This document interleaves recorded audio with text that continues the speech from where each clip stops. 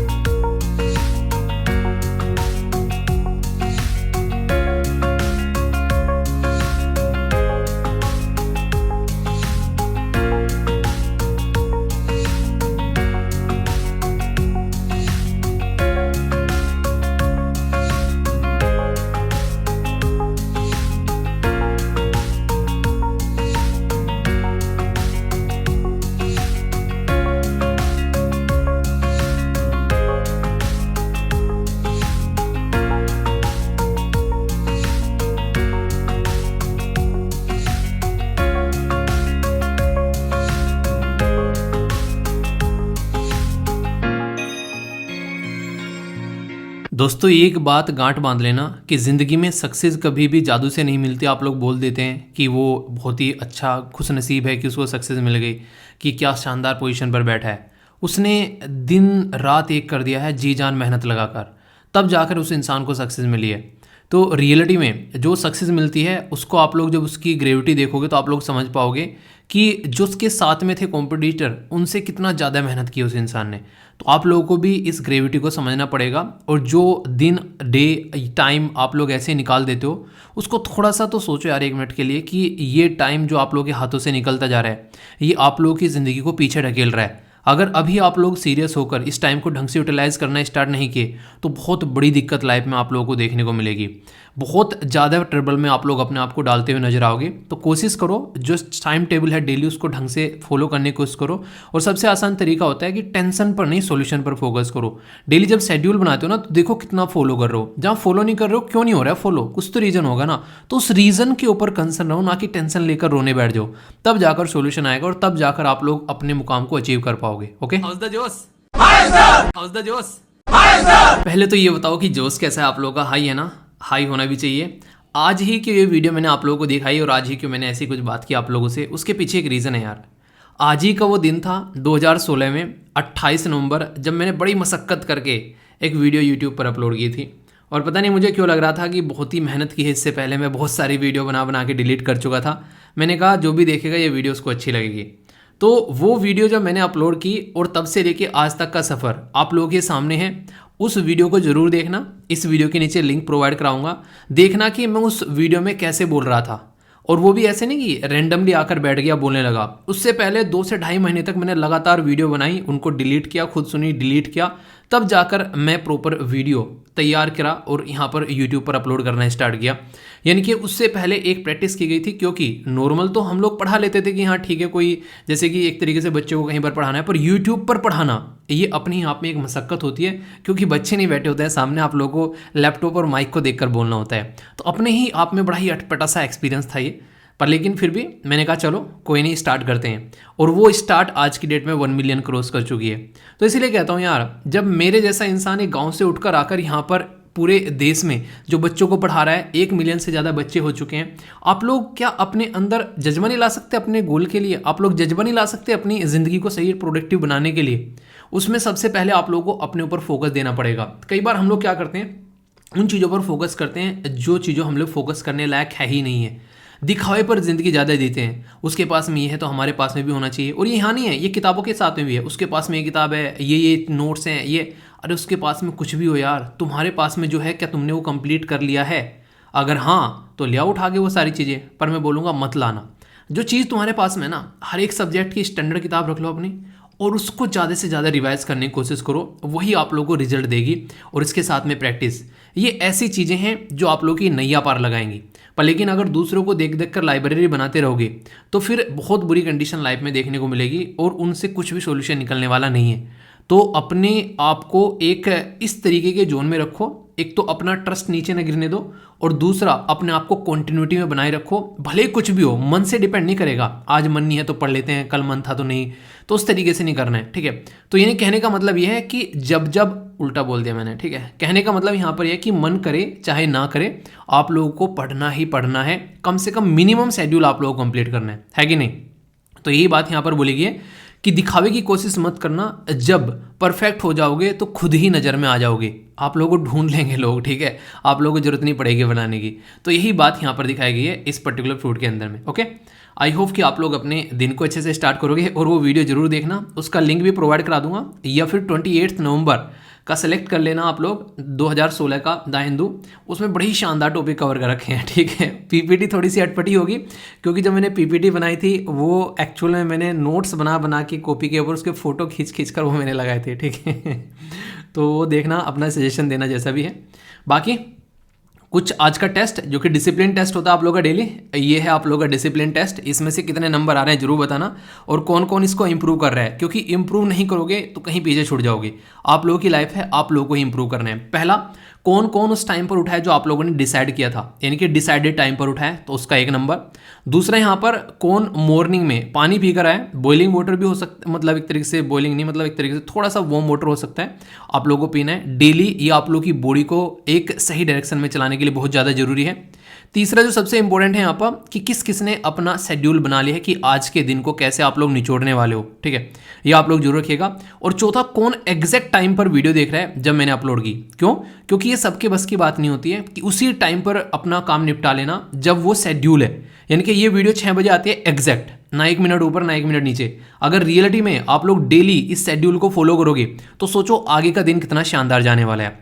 और 1 मार्क्स ये तो आप लोग सब ले ही सकते हो कि वीडियो को लाइक कर देना, क्योंकि ये तो फ्री का नंबर है। ओके तो इसमें से बताना कि 5 में से कितने नंबर आप लोग अचीव कर रहे हो, 1 तो मिल ही जाएगा सबको। ये तो बड़ा सही सजेशन दिया जी उस बच्चे ने, कह रहे सर 1 मार्क्स तो मैं डेली ले लेता हूँ। तो अपने आप को डिसिप्लिन में लाने का इससे बढ़िया तरीका कुछ नहीं है, अपने ऊपर फोकस करना स्टार्ट करो। बैलेंस डाइट बड़ा ही बैलेंस होने वाला है, बहुत ही शानदार ये डिस्कशन होने वाला है आज का INA यानी कि इंपॉर्टेंट न्यूज़ एनालिसिस। प्यार से बैलेंस डाइट बोलते हैं क्योंकि ये सारी तमाम चीज़ें आप लोगों को इसके अंदर देखने को मिलती है। सुनकर मजा आएगा, इसलिए एक एक पॉइंट को अच्छे से सुनकर चलना, जहां पर डाउट होगा उसको पूछ लेना, और वीडियो को टकटकी लगाकर देखना, तभी सारे क्वेश्चन के आंसर जो है वो आप लोग दे पाओगे, ठीक है। आई होप कि आप लोग ये सारी चीज़ें फॉलो करोगे। और एक और बात, ये जो लेक्चर होता है इसकी हिंदी और इंग्लिश में दोनों में PDF आप लोगों को टेलीग्राम पर मिल जाती है, इसलिए लेक्चर को सुनने में ज़्यादा तसल्ली देना, ना कि फालतू में परेशान रहो।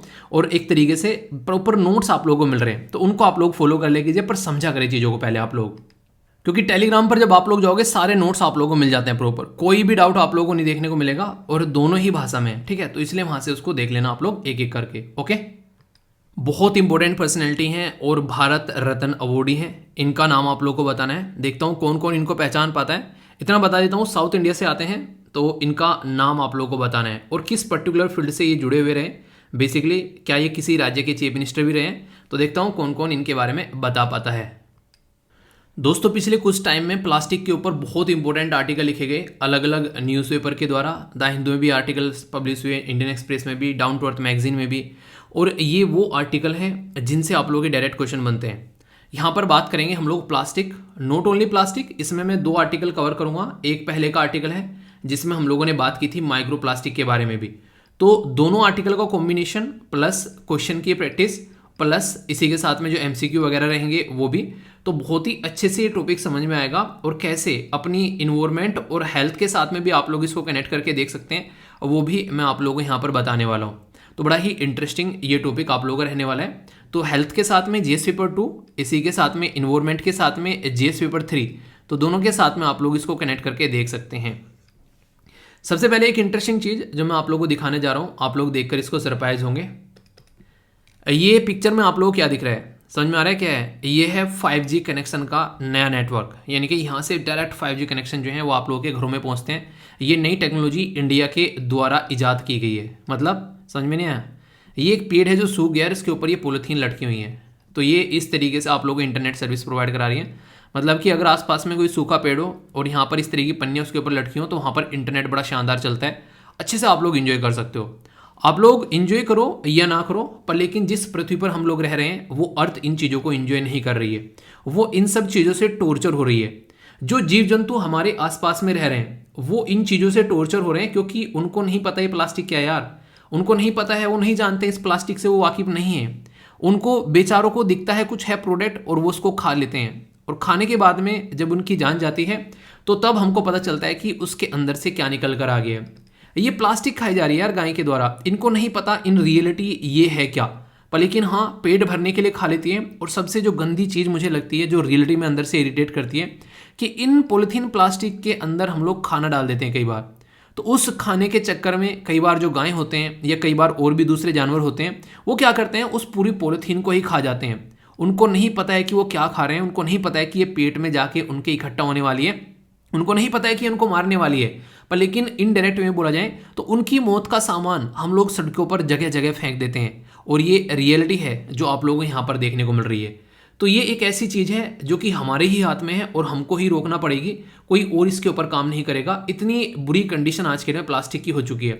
अगर आप लोगों को मैं बोलूँ थोड़ा सा, तो आप लोगों को यकीन नहीं होगा कि आज की डेट में प्लास्टिक की ये कंडीशन है कि चाहे आप लोग माउंट एवरेस्ट पे चले जाओ, वहाँ भी प्लास्टिक देखने को मिलेगी।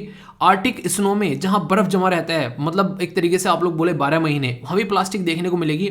आइस के जो ग्लेशियर्स हैं वहाँ प्लास्टिक देखने को मिलेगी। इवन ये काफ़ी इंटरेस्टिंग है, अगर आप लोग मैराइना ट्रंच के अंदर जाओगे, जो कि धरती पर सबसे गहरा पॉइंट माना जाता है, वहाँ पर भी आप लोगों को प्लास्टिक देखने को मिलेगी, जिसको आप लोग माइक्रो प्लास्टिक बोलते हैं।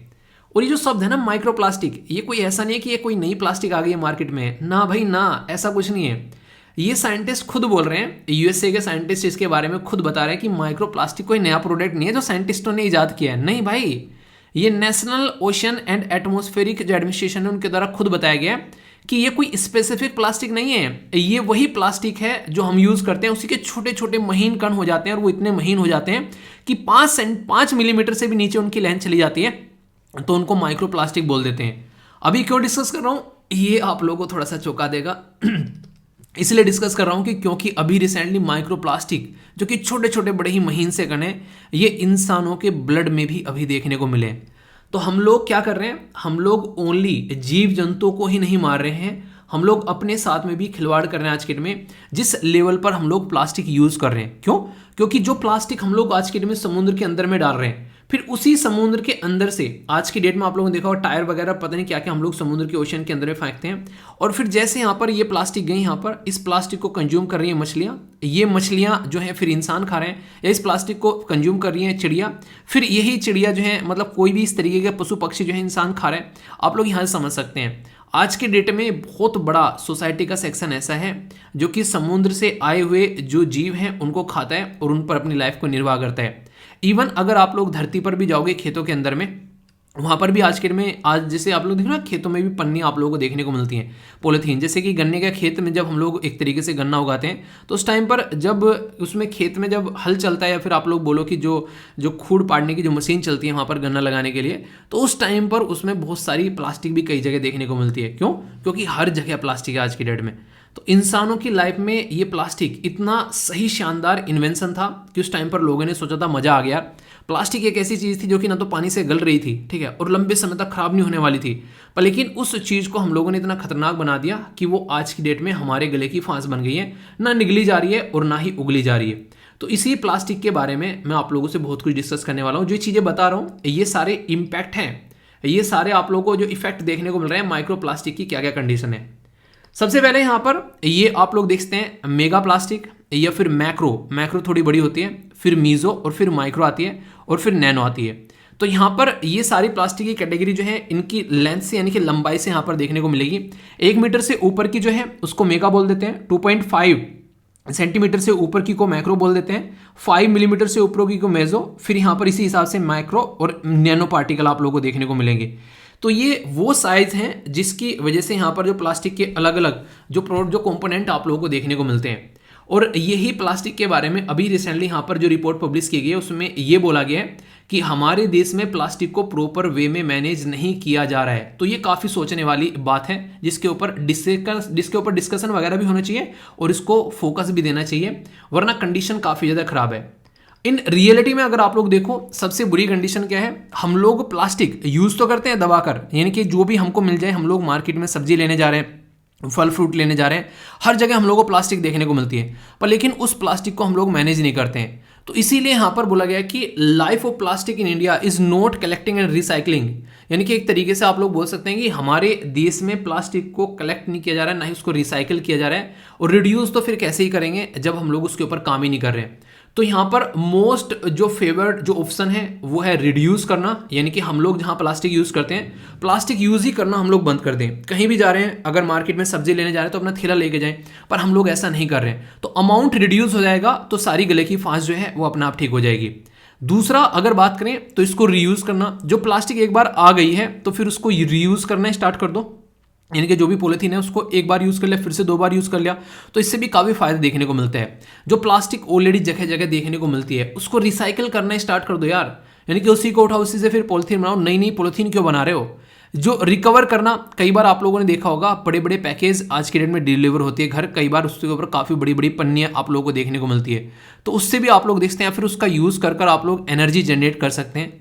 कई जगह यहाँ पर लैंडफिल कर उसकी सड़कें बनाई जा रही हैं, और भी कई सारे तरीके खोजे जा रहे हैं, पर लेकिन ये ज़्यादा अच्छे ऑप्शन नहीं है। सबसे बेहतरीन ऑप्शन है अपनी आदतों को सुधार लेना। जैसे ना आप लोग क्या सोचते हो, यार मुझे घर वाले परेशान कर रहे हैं, पता नहीं कौन कौन परेशान कर रहे हैं। अभी यहाँ पर एक बच्चे के द्वारा कमेंट किया गया कि सर मेरे फादर साहब जो हैं, ये सुनिएगा आप लोगों के काम आने वाली है बात, और इसके साथ में कनेक्ट भी होगा। कई बार हम लोग खुद ही अपनी ज़िंदगी में प्रॉब्लम क्रिएट कर लेते हैं। वो एग्ज़ाम की तैयारी करनी स्टार्ट की उसने यूपीएससी की, और उसके फादर साहब जो हैं वो क्या कर रहे हैं, पूरे गांव में जा जाकर ये बोल रहे हैं कि मेरी बेटी जो है वो यूपीएससी की प्रिपरेशन करना स्टार्ट कर चुकी है।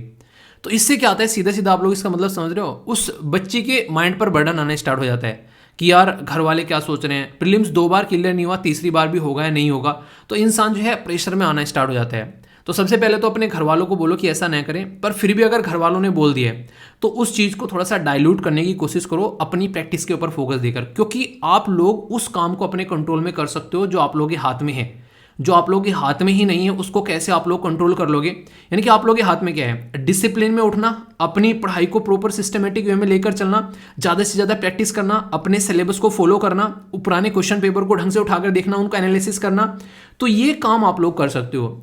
अब सामने वाला क्या आप लोगों के बारे में बात कर रहे हैं, बोलने वाला तो बोलेगा, ठीक है, लोग कुछ तो लोग कहेंगे, लोगों का काम है कहना, तो वो चीज़ें आप लोग देखते हैं। तो सबसे ज़्यादा आप लोग अपने ऊपर काम कर सकते हैं, तो उस प्रेशर को आप लोग ऐसे डिक्रीज कर सकते हैं, ठीक है। तो इसके ऊपर आप लोग जरूर फोकस कीजिए। इंपॉर्टेंट बात क्या है, अपने ऊपर काम करना है, तो अपने ऊपर काम कर हम लोग क्या कर सकते हैं, रिड्यूस कर सकते हैं। यहाँ पर चाहे प्लास्टिक की बात कर लो, चाहे वेट की बात कर लो, ठीक है, जो भी आप लोगों को लगे अपना चीज़ों को आप लोग रिड्यूस कर सकते हो, क्योंकि वो आपके हाथ में है, ठीक है। पर जो हाथ में ही नहीं है उसको कैसे कर लोगे। अब बोलने लगो कि यार हर चीज़ में मिलावट आ रही है, आप लोग कितना चीज़ों को सुधार लोगे, पर जो हाथ में पहले वो इंप्लीमेंट कर लो। तो इसलिए जरूरी उस काम को करना है सबसे पहले। तो इसी के चलते यहाँ पर अभी रिसेंटली एक पर्टिकुलर डॉक्यूमेंट पब्लिश किया गया है, जो कि आप लोगों से पूछा भी जा सकता है। डॉक्यूमेंट का नाम है द प्लास्टिक लाइफ साइकिल। तो प्लास्टिक लाइफ साइकिल यानी कि हमारे देश के अंदर में जो प्लास्टिक है उसको प्रॉपर कलेक्ट नहीं किया जा रहा है, और उस प्रॉपर वेस्ट को उसको ढंग से टैकल नहीं किया जा रहा है। सारी बातें वही हैं कि हम लोग कंसिडर ही नहीं कर रहे हैं कि मेन कोज क्या है। आज के डेट में जो प्लास्टिक का पोल्यूशन बढ़ता जा रहा है, आप लोगों को एक बात जरूर याद होगी कि प्राइम मिनिस्टर मोदी साहब के द्वारा 2019 में यहाँ पर ये बातें की गई थी, जब 73rd इंडिपेंडेंस डे हम लोग सेलिब्रेट कर रहे थे, कि सिंगल यूज प्लास्टिक को बैन कर देंगे। इसका मतलब क्या होता है, सिंगल यूज प्लास्टिक जो शब्द है उसके बारे में अगर बात करें, जैसे कि कोई भी पॉलिथीन बैग लेकर आए, ये यूज़ कर लिया एक बार, आप लोग इसमें सब्जी वगैरह लेकर आए, फेंक दिया, कॉफ़ी कप लिया आप लोगों ने, फेंक दिया, स्ट्रॉ लिया, कई बार आप लोगों ने देखा होगा नारियल पानी भी इवन पीते हैं, या फिर पेप्सी वगैरह जो भी आप लोग पीते हैं उसमें आप लोगों ने स्ट्रॉ यूज़ किया होगा। कोशिश करो कि हेल्दी चीज़ें पियो, पर लेकिन आप लोग यहाँ पर इसके ऑल्टरनेटिव आ रखे हैं, कागज़ के स्ट्रॉ वगैरह, वो सारी चीज़ें, इवन कुछ भी चीज़ें आप लोग लेकर आते हैं, जो ब्रश भी आप लोग यूज़ करते हो, तो ये सारी चीज़ों की एक लाइफ साइकिल है। पॉलीथीन जो फेंक देते हो ना, अगर ऐसी 5 पॉलीथीन आप लोग फेंक दो, तो इसका मतलब ये हो गया कि वो आप लोग की पूरी लाइफ इस जमीन पर देखने को मिलेगी। 20 साल तक वो पॉलीथीन है। कॉफ़ी कप फेंक देते हैं 30 साल तक, तो कुछ भी इसको यूज़ करते हो ना उस टाइम पर, थोड़ा सा सोचा करो कि क्या करने जा रहे हो, कौन सी चीज़ आप लोग फेंकने जा रहे हो। जो स्ट्रॉ आप लोगों ने यूज़ करके फेंक दिया, वो 200 साल तक इस पृथ्वी पर रहने वाला है। तो सोचो, अगर सब इस तरीके से काम करते रहेंगे तो कहाँ पर सिचुएशन जाकर सुधरेगी।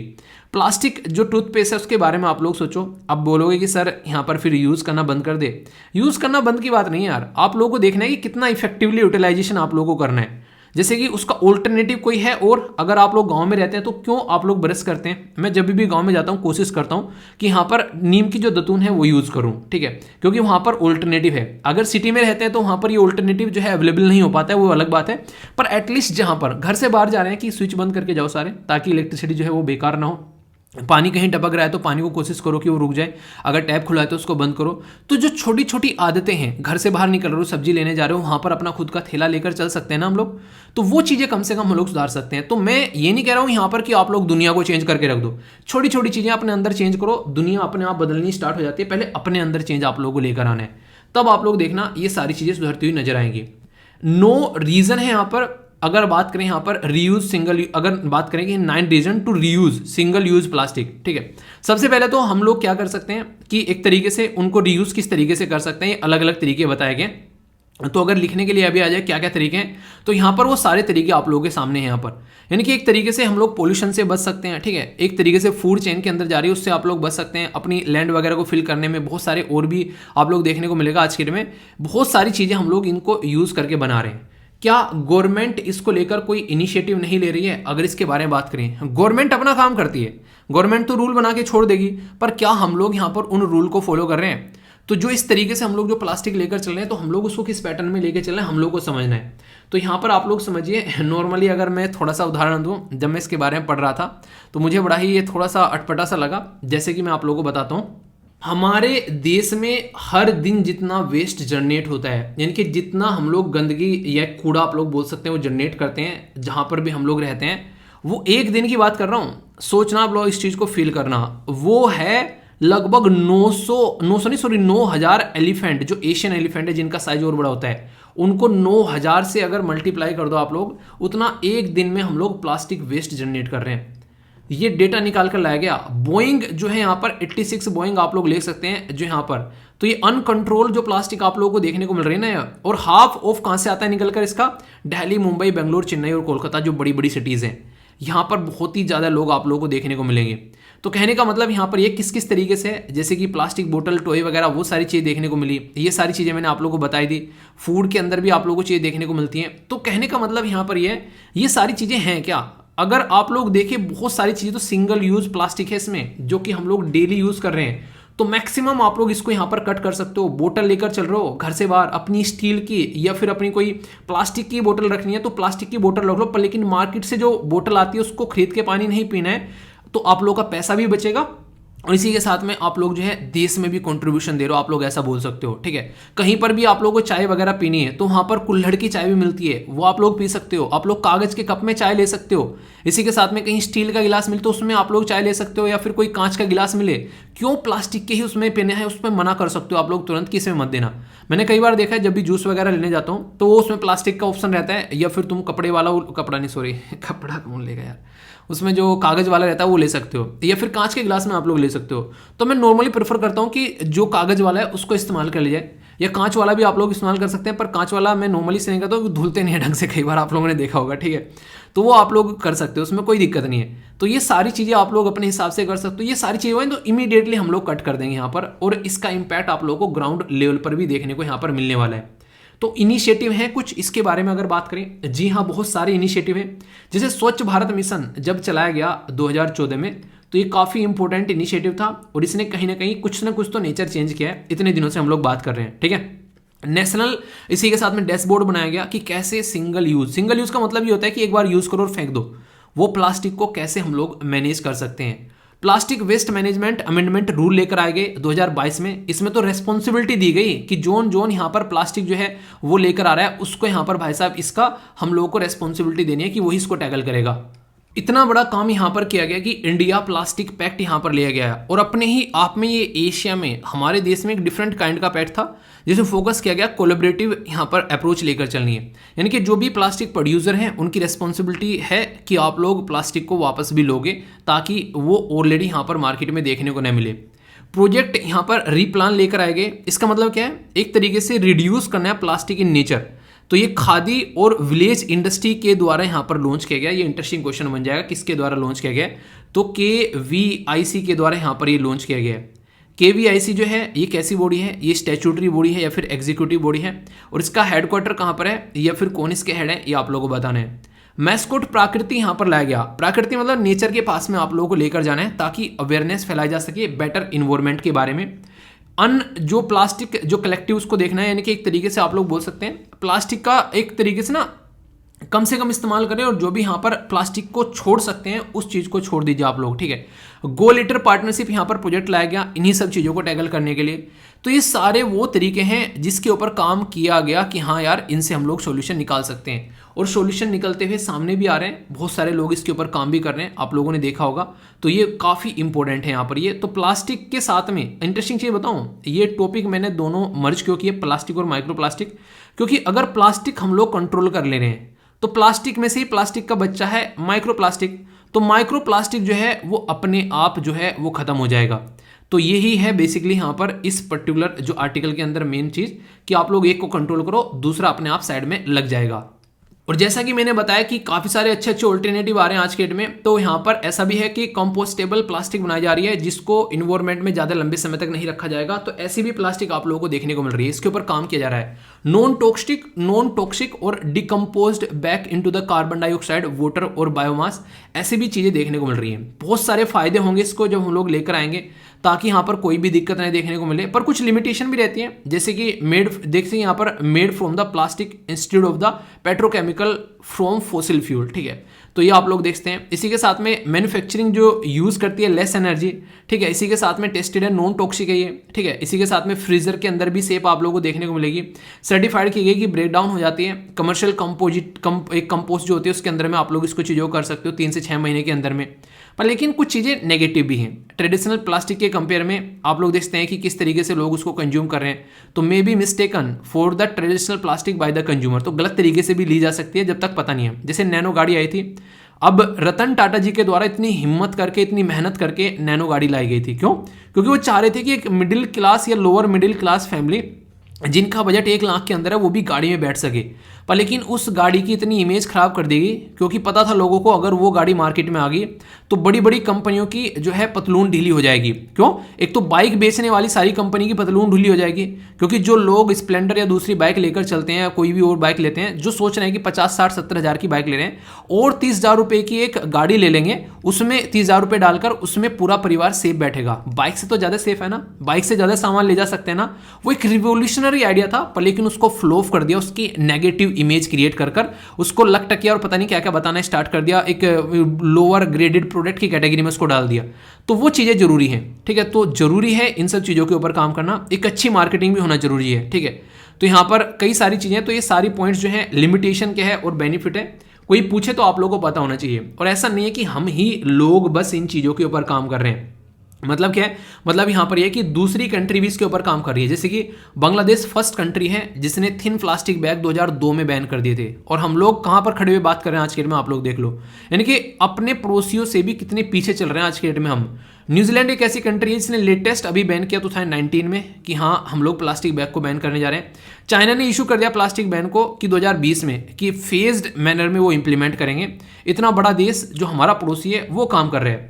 यूएसए के अंदर में 8 राज्य हैं वो इसको बैन कर रहे हैं, ठीक है। कैलिफोर्निया वगैरह, इसी के साथ में और भी कई सारे राज्य हैं जो कि मेजर सिटीज़ हैं, वो इसको बैन कर रही हैं। यूरोपियन यूनियन ने भी यहाँ पर इसके ऊपर सिंगल यूज प्लास्टिक को कैसे टैकल करना है उसके ऊपर काम कर दिया है। तो इस तरीके से आप लोग समझ सकते हैं उनका ऑल्टरनेटिव मार्केट में क्रिएट करने की कोशिश की जा रही है। तो यहाँ से आप लोग क्या समझ में आ रहा है कि ऑलरेडी ऐसा नहीं कि इन पे काम नहीं हो रहा है, काम हो रहा है, इस पर इंप्लीमेंट कर रहे हैं, तो हमको भी उसी तरीके से काम इसके ऊपर करना पड़ेगा।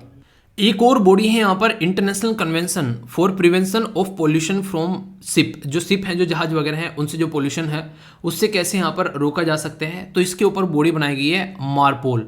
ये मारपोल जो है इसके बेसिकली अडेप्ट किया गया 2 नवंबर 1993 में यहाँ पर IMO के द्वारा, यानी कि इंटरनेशनल मैरीटाइम ऑर्गेनाइजेशन के द्वारा ऑलरेडी यहाँ पर इसके ऊपर काम किया गया, ताकि मेरीन इन्वायरमेंट के अंदर जो पोल्यूशन है उसको रोका जा सके, यानी कि जो समुद्र के अंदर जो पोल्यूशन फैलाया जा रहा है उसको रोका जा सके। एक्सीडेंट की वजह से हो रहा है या फिर जो रूटीन ऑपरेशन है उसकी वजह से भी बहुत सारी चीज़ें देखने को मिलेगी, यानी कि जो भी समुद्र के अंदर में गंदगी फैला रहे हैं उस गंदगी को रोकना पड़ेगा, क्योंकि घूमकर वो गंदगी जो है वरना हमारे ही पेट में जाने वाली है। ऐसा आप लोग बोल सकते हैं। जो भी जीव जंतु जो समुद्र के अंदर रहते हैं घुमा फिराकर इनडायरेक्ट वे में सब कनेक्ट हैं। इसीलिए रिसेंटली अभी कोविड-19 के बाद में लोगों की कुछ तो आँख खुली, तो यहाँ पर इसलिए लोगों ने यहाँ पर इसके ऊपर काम करना स्टार्ट किया, ताकि और कुछ नहीं तो माइक्रो प्लास्टिक तो आप लोगों को मिल ही जाएगी गिफ्ट में, क्योंकि छोटे छोटे जो पीसेस हैं यहाँ पर जब वो जानवरों के अंदर मिल रहे हैं तो हमारे अंदर मिलने में क्या दिक्कत है। घुमा फिराकर तो हम लोग भी वही यूज़ कर रहे हैं ना, जो जानवर खा रहे हैं, जो जानवर प्लास्टिक खा रहे हैं हम जानवरों को खा रहे हैं। तो इस तरीके से आप लोग अंडरस्टैंड कर सकते हैं। तो ये छोटी छोटी सी चीज़ें हैं, पर लेकिन इनके ऊपर जब काम करेंगे तो रिजल्ट भी यहाँ पर निकल कर आएगा। तो इसलिए यहाँ पर आप लोगों को देखने को मिलेगा। ये काफ़ी इंपॉर्टेंट है। ऑल जो फ्लैग्ड जो अंडर जो कंट्री है इसके सिग्नेटरी हैं यहाँ पर, ताकि यहाँ पर सोल्यूशन को निकाला जा सके। तो ये काफ़ी इंपॉर्टेंट है, किसके द्वारा साइन किया गया और क्या है, ये बेसिक चीज़ें आप लोग याद रखिएगा, ठीक है। और भी यहाँ पर जो बेसिक क्वेश्चन आप लोग ये बन सकते हैं वो मैं देख लेता हूँ। पहले आप लोगों को यहाँ पर कैस के ऊपर क्वेश्चन पूछा जा चुका है, तो आप लोग यहाँ पर देख सकते हैं 2019 में खुद यूपीएससी ने क्वेश्चन पूछ लिया। तो ये टॉपिक इतना डिटेल में क्यों डिस्कस किया, क्योंकि यहाँ पर क्वेश्चन पूछ लिया गया है कि क्या आप लोग यहाँ पर बात करते हैं कि कंसर्न जो है यहाँ पर ये बात की जा रही है माइक्रो बीड्स के बारे में, ठीक है। तो माइक्रो बीड्स के बारे में क्वेश्चन पूछा गया, बोला गया कि they are consider harmful to the marine जो इकोसिस्टम है। पहली स्टेटमेंट ये बोले गई they are consider to be the cause of skin cancer in the children. बोला गया कि they are small enough to be एक तरीके से absorb by the crop plants in the irrigated field, जहाँ पर इरीगेशन करते हैं। They are often found to be used as a food adulteration, यानी कि फूड में मिलावट की तरीके से भी यहाँ पर इनको देखा जाता है। तो जो माइक्रो बीड्स यूज किया गया है ये 1 मिलीमीटर से भी नीचे के जो छोटे छोटे जो एक तरीके से कंपोनेंट हैं उसके माइक्रो प्लास्टिक के, उसको यहाँ पर ये शब्द यूज किया गया है। तो ऐसे शब्द भी आप लोगों को देखने को मिल जाते हैं। तो आंसर क्या होगा यहाँ पर, इसका आंसर आप लोगों को ए देखने को मिलेगा। तो बेसिक क्वेश्चन आप लोगों से ऐसे बन जाता है। फिर यहाँ पर ये क्वेश्चन ऐसा है जिसका आंसर आप लोग आसानी से दे सकते हो। यहाँ पर बात की जा रही है कि कैसे रोकना है प्लास्टिक वेस्ट को। तो जो जो बातें मैंने डिस्कस की है कि वो सारी बातें यहाँ पर है, तो कौन सा यहाँ पर तरीका अभी फॉलो किया जा रहा है। तो चारों के चारों ऑप्शन आप लोगों के सामने है। सही आंसर आप लोगों को बताना है यहाँ पर क्या होगा। ए में बोला गया है 1 2 3, बी में बोला गया है 2 3 4, सी में बोला गया है 1 3 4, डी में बोला गया ऑल ऑफ द अबव। तो A B C F D सही आंसर बताइए। सारी चीजें अभी डिस्कस की है ना काफी डिटेल में, तो ये आंसर आप लोग खुद देना, ओके। बड़ा ही प्यारा सा एक क्वेश्चन आप लोगों का आंसर राइटिंग का यहाँ पर बन सकता है, जो कि आप लोगों के सामने है। प्लास्टिक पोल्यूशन के बारे में बात की जा रही है और यहाँ पर आप लोग माइक्रो प्लास्टिक भी ऐड कर सकते हैं। ऐसा नहीं कि मेंशन ही करना जरूरी है, क्योंकि वो भी बहुत बड़ी प्रॉब्लम है हर एक लेवल पर, चाहे आप लोग एवरेस्ट की चोटी पर चले जाएं, चाहे समुद्र की गहराइयों में चले जाएं। तो बोला यह गया है कि आज की डेट में जो प्रॉब्लम यहाँ पर ये निकल कर आ रही है, कैसे इफेक्टिवली उसको एड्रेस किया जा सकता है, क्या क्या इशूज हैं, क्या क्या कम्युनिटी पार्टिसिपेशन, वो सब चीज़ों के बारे में डिस्कस किया गया। तो एक प्यारा सा आंसर देना। यूपीएससी की तैयारी कर रहे हैं तो 250 शब्द में, और स्टेट पीसीएस की तैयारी कर रहे हैं तो 150 शब्द में आप लोग आंसर लिख सकते हैं, ठीक है। तो बताना कहीं पर कोई डाउट है, पूरे आर्टिकल में पूरे डिस्कशन में अपना फीडबैक जरूर देना। कोई भी डाउट हो तो उसको पूछ लेना, ओके।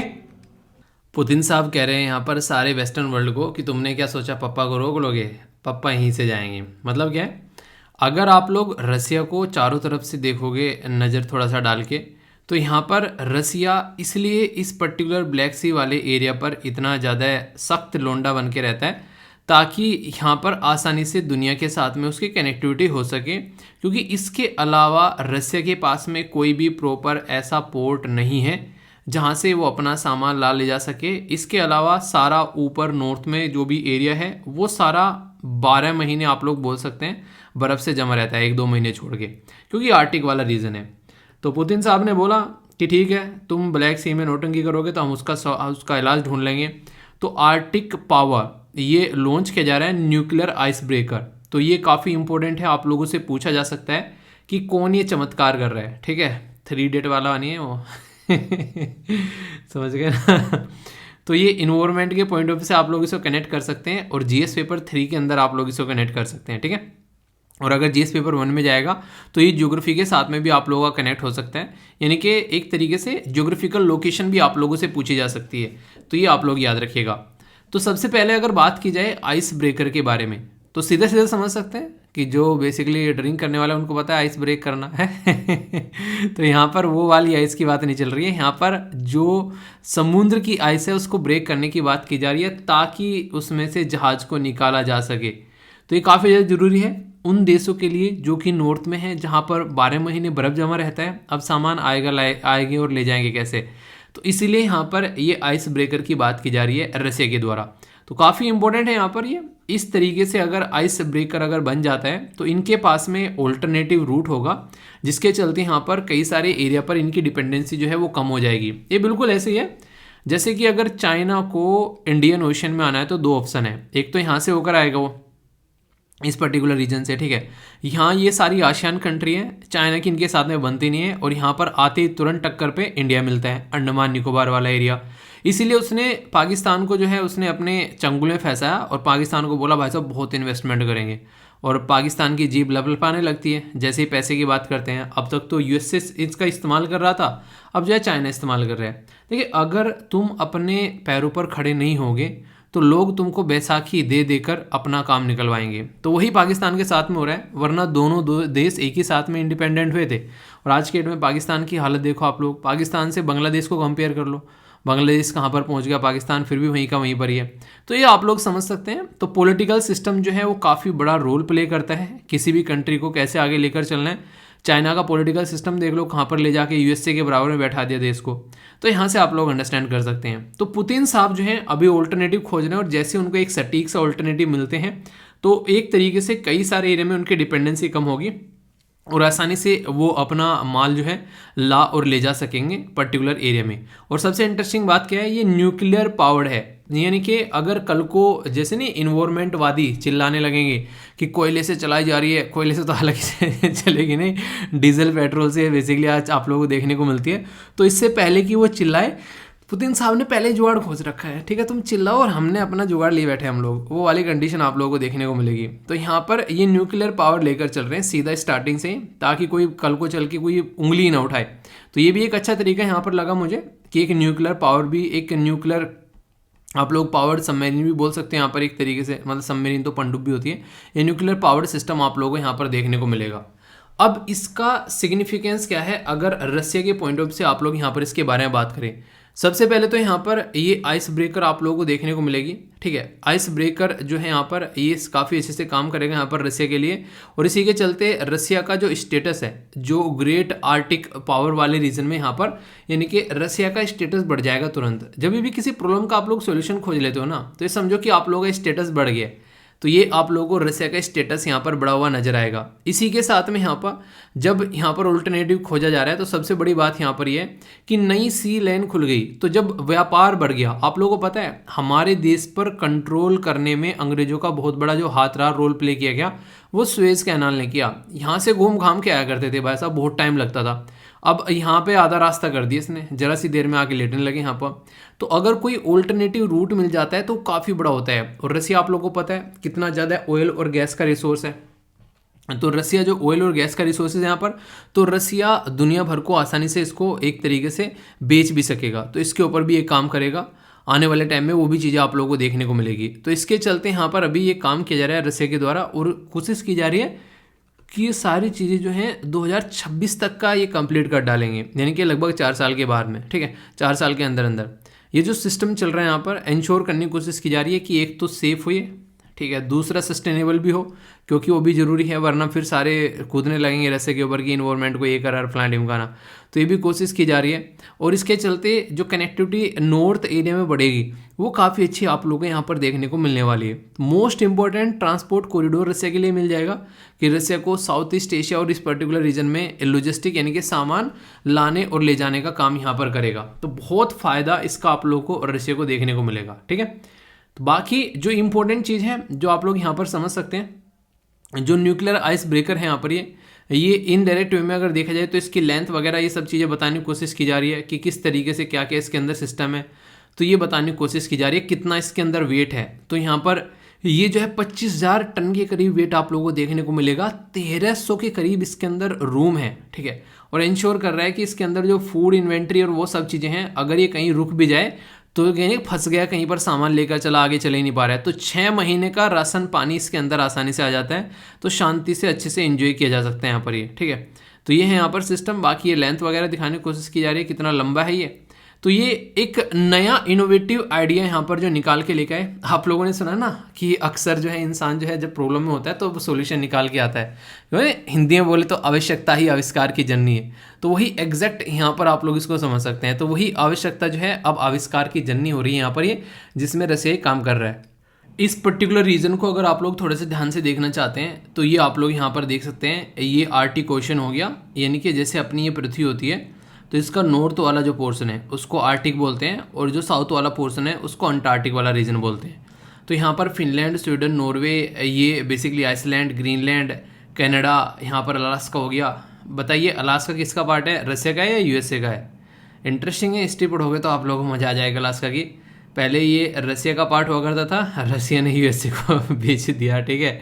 तो यहाँ पर यूएसए के पास में, इसके बीच में आप लोगों को यहाँ पर बेरिंग जो सी देखने को मिलेगा और इसी के नाम पर यहाँ पर स्टेट भी है। तो ये जो आप लोगों को कनेक्टिविटी यहाँ पर देखने को मिल रही है, तो आने वाले टाइम में यहाँ पर काफ़ी कुछ नज़र आ रहा है। ये माना जा रहा है कि 90 बिलियन बैरल जो है अनडिस्कवर्ड ऑयल है इसके अंदर में, यानी कि आने वाले टाइम में यहाँ पर भी जो है ऑयल निकालने की कोशिश आप लोगों को देखने को मिलेगी, जो कि काफ़ी ज़्यादा यहाँ पर एक तरीके से ऐसा है कि जिसको अब तक निकाला ही नहीं गया है, यानी कि अनडिस्कवर्ड है, यानी काफ़ी लार्ज स्केल पर यहाँ पर इसकी क्वांटिटी आप लोगों को देखने को मिलेगी। तो उसके बारे में यहाँ पर बात की जा रही है, ठीक है। तो इम्पोर्टेंट है यहाँ पर ऑफिशियल एस्टिमेट ये बताता है कि 13% जो वर्ल्ड अनडिस्कवर्ड जो ऑयल आप लोगों को यहाँ पर देखने को मिलेगा, यानी कि जहाँ जहाँ पर डिस्कवर किया गया उसका 13% यहाँ पर है और 30% यहाँ पर गैस भी बताई जा रही है। तो सोचो रसिया अगर ये आइस ब्रेकर यहाँ पर बनाकर इस पर्टिकुलर रीजन को अगर सिस्टमेटिक वे में यूज़ करता है अपने इकोनॉमी के फ़ायदे के लिए, तो कितना कुछ उसको फ़ायदा देखने को मिल सकता है। ये तो हम लोगों ने रसिया की बात कर ली। क्या हमारे लिए इस रीजन की कुछ इंपॉर्टेंस है? अगर कोई आप लोगों से पूछे और इंडिया के साथ में आप लोग इसको कैसे कनेक्ट करके देखोगे, तो सबसे पहले तो यह है कि इंडिया भी यहाँ पर इसका पार्ट है, क्योंकि जो साइंटिफिक, इन्वायरमेंटल और जो कमर्शियल और स्ट्रेटजिक पॉइंट ऑफ व्यू से अगर बात करें तो इंडिया जो है ऑब्जर्वर है आर्टिक काउंसिल का 2013 से, ठीक है। तो यानी कि अगर यहाँ पर कुछ हो रहा है तो वो हवाबाजी नहीं होगी, इंडिया का भी पार्टिसिपेशन आप लोगों को देखने को मिलेगा। National centre for polar and ocean research यानी कि NCPOR हमारे देश में जो काफ़ी इंपॉर्टेंट एक नोडल एजेंसी है यहाँ पर, जो कि इस पर्टिकुलर एरिया में रिसर्च एंड डेवलपमेंट का काम करती है। तो ये भी एक काफ़ी इंपॉर्टेंट एरिया है। बड़ा ही प्यारा सा क्वेश्चन आप लोगों से पूछा जा सकता है, NCPOR, ठीक है, इसका हेडक्वार्टर कहाँ पर है? तो ये वनडे टाइप एग्जाम पूछा जाता है, तो याद रखिएगा वास्को डी गामा, जो कि गोवा के अंदर आप लोगों को देखने को मिलेगा, वहाँ पे इसका हेडक्वार्टर है। तो ये बनाया गया था कब? 25 मई 1998 में, ठीक है। तो कुछ बेसिक इन्फॉर्मेशन है जो कि आप लोग यहाँ पर याद रख सकते हैं। इस पर्टिकुलर रीजन में सब कंट्री अपना कोई ना कोई इस्टेब्लिशमेंट रखती है, जैसे कि रिसर्च स्टेशन। स्वेलबर्ग ट्रीटी जो कि पेरिस में साइन की गई थी 1920 में, उसके हिसाब से यहाँ पर रिसर्च स्टेशन बनाए जाते हैं। पर यहाँ पर ऐसा नहीं है आप लोग कोई जाकर कमर्शियल एक्टिविटी करने लगो। 2008 में परमानेंट रिसर्च स्टेशन इंडिया के द्वारा बनाया गया, जिसका नाम है हिमाद्री, ठीक है। तो ये क्वेश्चन भी आप लोगों से पूछा जा सकता है। ये पर्टिकुलर नॉर्वे के जो एरिया है वहाँ पर आप लोगों को देखने को मिलेगा, स्वेलबर्ग वाले एरिया में। और इसी के साथ में मल्टी सेंसर ऑब्जर्वेटरी यहाँ पर बनाई गई, जिसका नाम रखा गया इंद्रा, एक INDARC। आप लोग यहाँ पर IND का इंड और ARC आप लोग रखते हैं, जो ARC की रिपोर्ट होती है उसके हिसाब से आप लोग इसको याद रख सकते हैं। और ये आप लोगों को देखने को मिलेगा कोंग्स जॉर्डन फोर्ड, ठीक है। तो ये पर्टिकुलर रीजन आप लोगों को यहाँ पर नजर आएगा। तो हम लोगों ने यहाँ पर ऐसा नहीं कि बिल्कुल दुनिया से कट कर हम लोग बैठे हुए हैं और कोई हाथ पैर कोई लगा नहीं रहा है, हम लोग भी काफ़ी अच्छे से यहाँ पर काम कर रहे हैं, ठीक है। एक पर्टिकुलर बॉडी भी आप लोगों के लिए यहाँ पर इंपॉर्टेंट हो सकती है, जिसका नाम है आर्टिक काउंसिल। आर्टिक काउंसिल जो है ये ओटावा, जो बेसिकली डिक्लेरेशन इस्टेब्लिश किया गया था 1996 में, उसके हिसाब से आर्टिक काउंसिल बनाई गई। ओटावा कहाँ पर है ये आप लोग बताइए, वैसे तो पता ही होगा आप लोगों को। इंटर गवर्नमेंटल फोरम जो है वो यहाँ पर एड्रेस करती है कोई भी यहाँ पर इशू अगर देखने को मिलता है आर्टिक गवर्नमेंट और जो उसके लोगों से रिलेटेड आर्टिक रीजन में। अब तक कोई प्रॉपर इंटरनेशनल कोई ऑर्गेनाइजेशन नहीं है, बस हाँ ये है कि ट्रीटी साइन कर रखी है, ठीक है, काम कर लेते हैं, और वो भी नॉन इन्फोर्सेबल है। अगर बात करें तो स्ट्रिक्टली यहाँ पर एक ज़रूरी है कि इन्फोर्सेबल होना चाहिए जब ऐसी चीज़ें करें। और इसी के साथ में यहाँ पर बात करें कि कोई भी एक्सक्लूडिंग मिलिट्री सिक्योरिटी, ठीक है, तो यहाँ पर शांति बनाए रखने के ऊपर ज़्यादा फोकस किया जाता है। ऐसा नहीं कि यहाँ पर बम्बार्डमेंट करने लगो आकर और अपनी अपनी दादागिरी चलाने लगो। तो एक ऐसा रीज़न है जहाँ पर शांति बनाए रखने की कोशिश भी की जाती है, ठीक है। तो इसके बारे में याद रखिएगा। बाकी क्वेश्चन भी आप लोगों से पूछा जा सकते हैं, जैसे कि आर्कटिक काउंसिल जो है वो एक तरीके से इंडिया कब उसका ऑब्जर्वर बना, 2013, 12, 13, 24 और 25। सही आंसर क्या है, A B C F D. तो आप लोगों को अभी मैंने डिटेल में डिस्कस किया है। आंसर क्या है, आंसर यहाँ पर बी। ठीक है, तो यहाँ पर आप लोग देखते हैं। और ये NCPOR का जो हेडक्वार्टर कहाँ पर बताया था, तो इतनी जल्दी भूले तो नहीं होंगे, बताइए, या फिर वो हो रहा है भूला है। क्वेश्चन पूछा गया इंपॉर्टेंट कितना है ये एरिया, आप लोग यूपीएससी क्वेश्चन से पता लगा सकते हैं। बोला गया कि आर्कटिक काउंसिल जो कि यहाँ पर इंडिया जिसका ऑब्जर्वर बना कब, ये मैंने अभी डिस्कस किया आप लोगों से, कब बना, 2013 में। इसी आर्कटिक काउंसिल के बारे में बात की जा रही है कि कौन कौन जो है इसके मेंबर हैं। जैसे G20 के मेंबर पूछ लिए, आर्कटिक काउंसिल के मेंबर पूछ लिए, तो कुछ ऐसी ऑर्गेनाइजेशन के मेंबर भी आजकल पूछे जाते हैं आप लोगों से। ठीक है, तो बोला गया कि डेनमार्क है, जापान है, रसिया फेडरेशन, UK या फिर यूनाइटेड स्टेट ऑफ अमेरिका। तो जापान का नाम शायद ही आप लोगों के सामने यहाँ पर आया होगा, नहीं आया ना, तो ये आप लोग समझ सकते हैं। जापान को अगर कट करोगे यहाँ पर तो आंसर क्या आएगा, यानी कि दूसरा यहाँ पर कट हो गया, तो ये गया और ये गया। अब यहाँ पर इन दोनों में से आप लोग यहाँ पर देखने को मिलेगा। वैसे आंसर इसका यहाँ पर डी है। ठीक है, जो फोर्थ है यहाँ पर यूनाइटेड किंगडम, वो भी इसके अंदर आप लोगों को नज़र नहीं आएगा। ठीक है, तो एक क्वेश्चन आप लोग यहाँ पर याद रखते हैं। बाकी ये USA हो गया और ये सब चीज़ें इसके अंदर आप लोगों को देखने को मिली जाती है। तो जो क्वेश्चन है उसको थोड़ा सा जब रिवीजन करेंगे ना आप लोग, बहुत सारी नई नई चीज़ें आप लोगों को सामने निकल कर आएंगे। 2015 में यूपीएससी ने खुद क्वेश्चन पूछ लिया आप लोगों से आर्कटिक सागर या फिर आर्कटिक ओशन के बारे में कि इकोनॉमिक क्या सिग्निफिकेंस है। अभी मैंने बताया कि कितना गैस और कितना तेल यहाँ से निकलता है, तो इकोनॉमिक सिग्निफिकेंस आप लोग देखते हैं। तो इन्वायरमेंट पर क्या इम्पैक्ट पड़ेगा वो तो बाद में ही पता चलेगा। तो ये जरूरी है कि चीज़ें शांति के तरीके से रखी जाएँ। ठीक है, ताकि यहाँ पर सबको फ़ायदा उसका हो सके, वरना दिक्कतें हो जाएंगी फिर आगे आने वाले टाइम में। दोस्तों कई बार आप लोगों ने देखा होगा कई सारी वेबसाइट जो हैं वो सेल चलाती हैं। ठीक है, तो ऐसे ही यहाँ पर रसिया के घर में सेल चल रही है, ऑफर चल रहे हैं बड़े बड़े। एनर्जी ले जाओ 50% डिस्काउंट पे, तेल लग जाओ, तेल लेके चले जाओ 60% डिस्काउंट पे। तो मतलब एक तरीके से दबा के जो है ये सामान बांटा जा रहा है। और इसके पीछे रीज़न क्या है, बहुत बड़ा रीज़न है फिलहाल रसिया और यूक्रेन वॉर। तो रसिया और यूक्रेन वॉर ने रसिया को काफ़ी ज़्यादा आप लोग बोल सकते हैं कि बैक फुट पे ले जाके रख दिया। किसी ने सोचा नहीं था कि ये जो लड़ाई है ये इतनी लंबी खिंच जाएगी यहाँ पर। ठीक है, तो इसकी वजह से यहाँ पर सिचुएशन जो है काफ़ी ज़्यादा ख़राब हो रही है और इसी की वजह से यहाँ पर बहुत सारी चीज़ें उनको इतने डिस्काउंटेड प्राइस पर भी देनी पड़ रही है और अपने ऑल्टरनेटिव खोजने की कोशिश की जा रही है। तो इसी के चलते रसिया ने अभी ऑफर किया है एडवांस न्यूक्लियर फ्यूल हमारी कंट्री में, जो कुंदकुलम जो न्यूक्लियर रिएक्टर है जिससे काफ़ी लंबे समय से काम भी चल रहा है, काफ़ी अच्छे समय से। तो यहाँ पर 18 महीने की जगह यहाँ पर अब 2 साल इसने कर दिया है। तो ये यहाँ पर फ्यूल प्रोवाइड कराएंगे। तो इसके बारे में आप लोग याद रखिएगा। रसिया जो है अगर आज के डेट में देखो तो हमारी कंट्री में काफ़ी सारे जो एक तरीके से सपोर्ट प्रोवाइड करवा रहा है। और पिछले कुछ समय में रसिया के साथ में हमारी कंट्री का जो व्यापार है वो ऐसा बढ़ा है कि किसी ने सोचा भी नहीं होगा, लोगों की नहीं आंखें फटी रह गई कि ये कर क्या रहे हैं। वो वाली कंडीशन आप लोगों को फिलहाल अभी देखने को मिल रही है। तो ये जो पर्टिकुलर जो न्यूक्लियर पावर प्लांट है ये अभी फ़िलहाल के टाइम में बात करें तो ये आप लोगों को तमिलनाडु के अंदर में देखने को मिलेगा। और इंडिया का लार्जेस्ट न्यूक्लियर पावर स्टेशन देखने को मिलेगा कुंदकुलम, जो कि यहाँ पर अभी हमारे देश में है।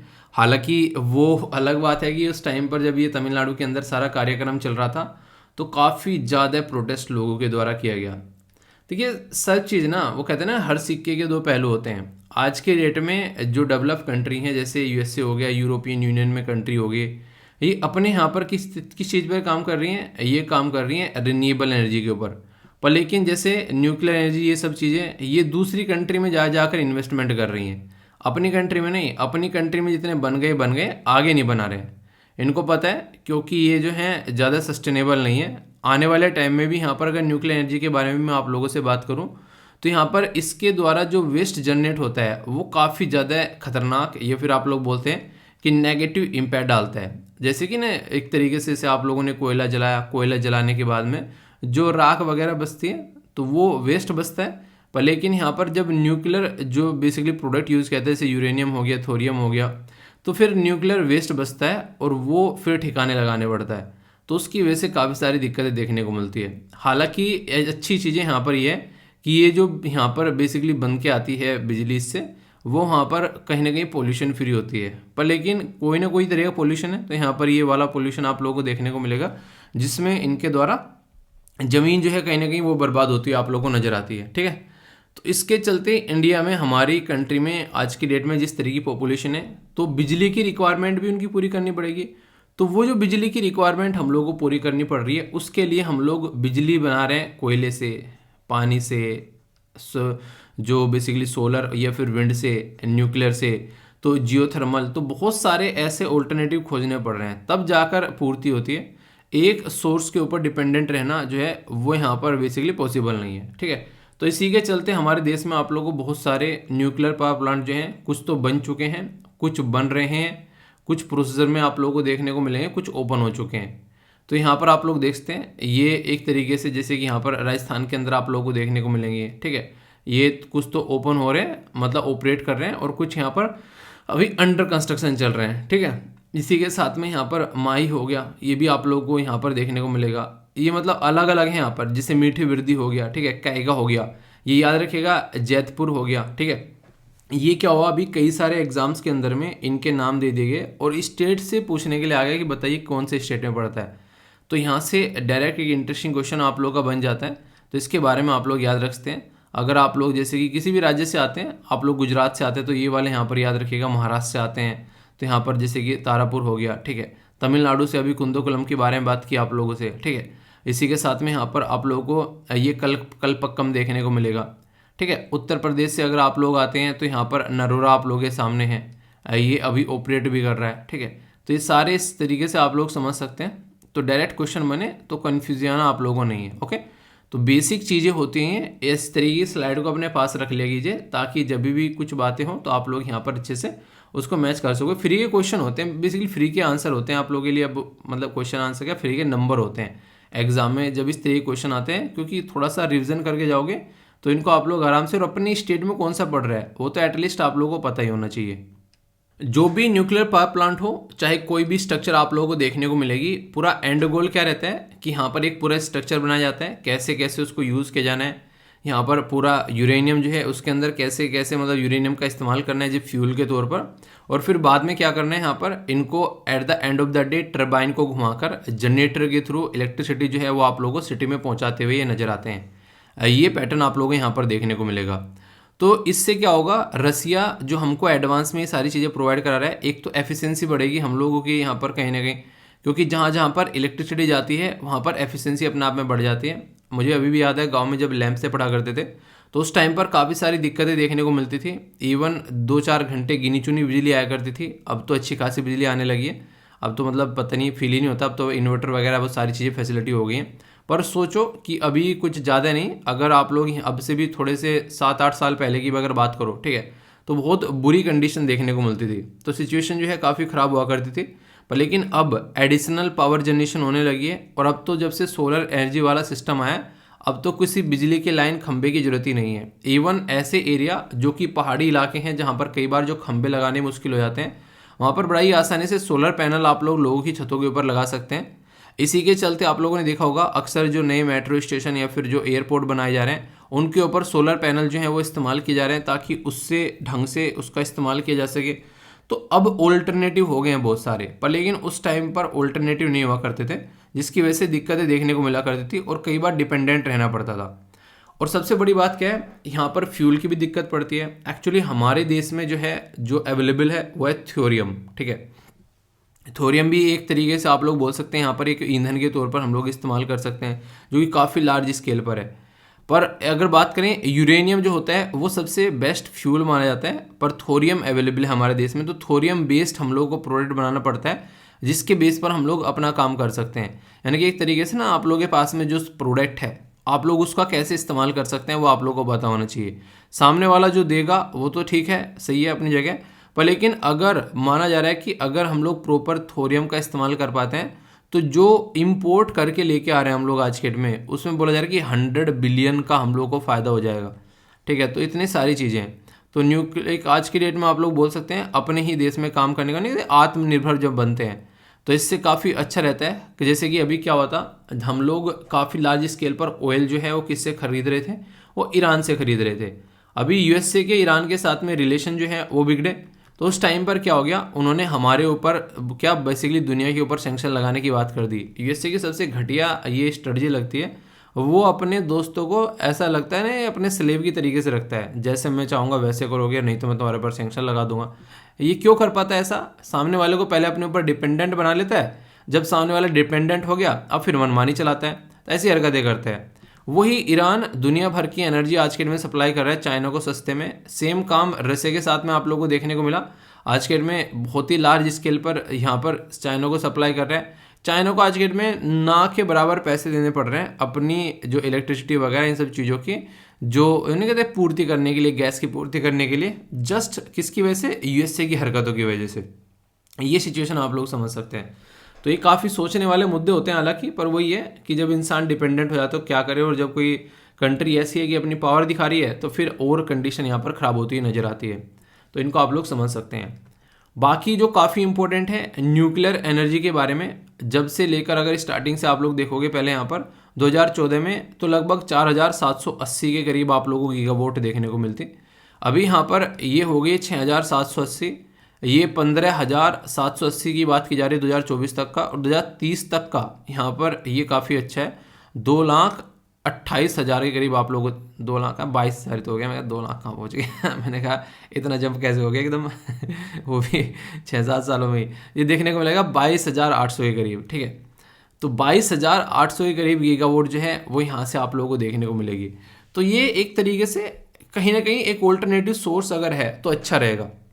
इंडिया के अंदर में आज के में कई सारे न्यूक्लियर पावर प्लांट जो हैं वो ऑपरेट कर रहे हैं, लगभग 22 ऑपरेटिंग है न्यूक्लियर पावर प्लांट, जिसमें अलग अलग इंस्टॉलमेंट आप लोगों को देखने को मिलेगा। और फिर से कह रहा हूँ कि ये नाम जो है ना, ये याद रखिएगा, ये डायरेक्ट आते हैं मैच करने के लिए कि तारापुर कहाँ पर है, ठीक है। राजस्थान एटॉमिक ये पावर स्टेशन राजस्थान के अंदर, इस तो कोई पूछेगा ही नहीं क्योंकि नाम पे ही है।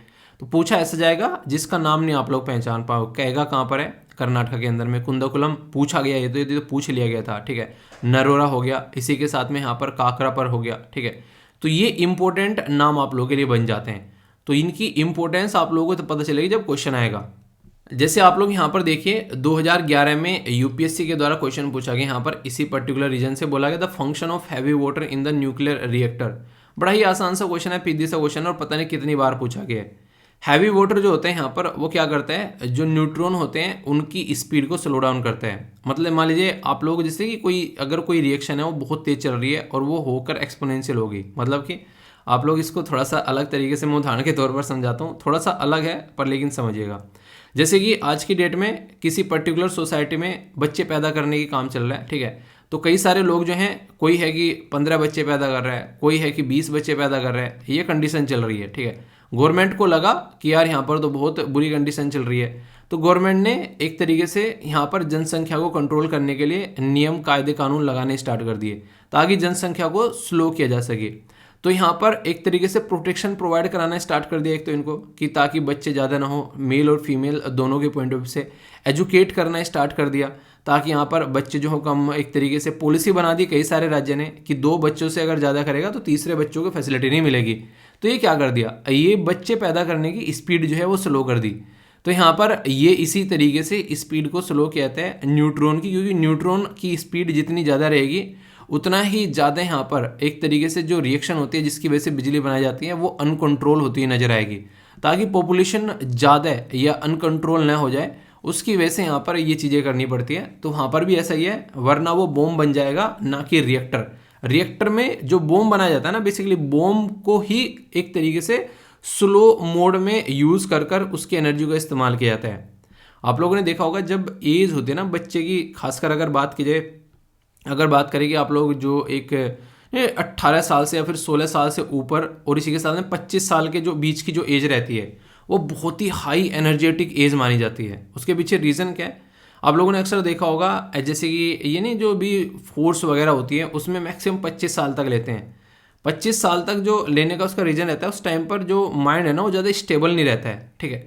तो एनर्जी जो रहती है उसको बच्चा जो है एक तरीके से सही डायरेक्शन नहीं दे पाता है, तो उस टाइम पर उसको अगर ले लिया जाता है तो फिर आसानी से उसको टैकल करने में हेल्प मिलती है, उसका एक नेचर सेट करने में हेल्प मिलती है। तो ये सारी चीज़ें आप लोगों को यहाँ पर मतलब इसलिए बता रहा हूँ क्योंकि जब ये एज होती है उस टाइम पर बच्चा जो है इसको लगता है कि तू दुनिया उखाड़ के फेंक देगा, ठीक है।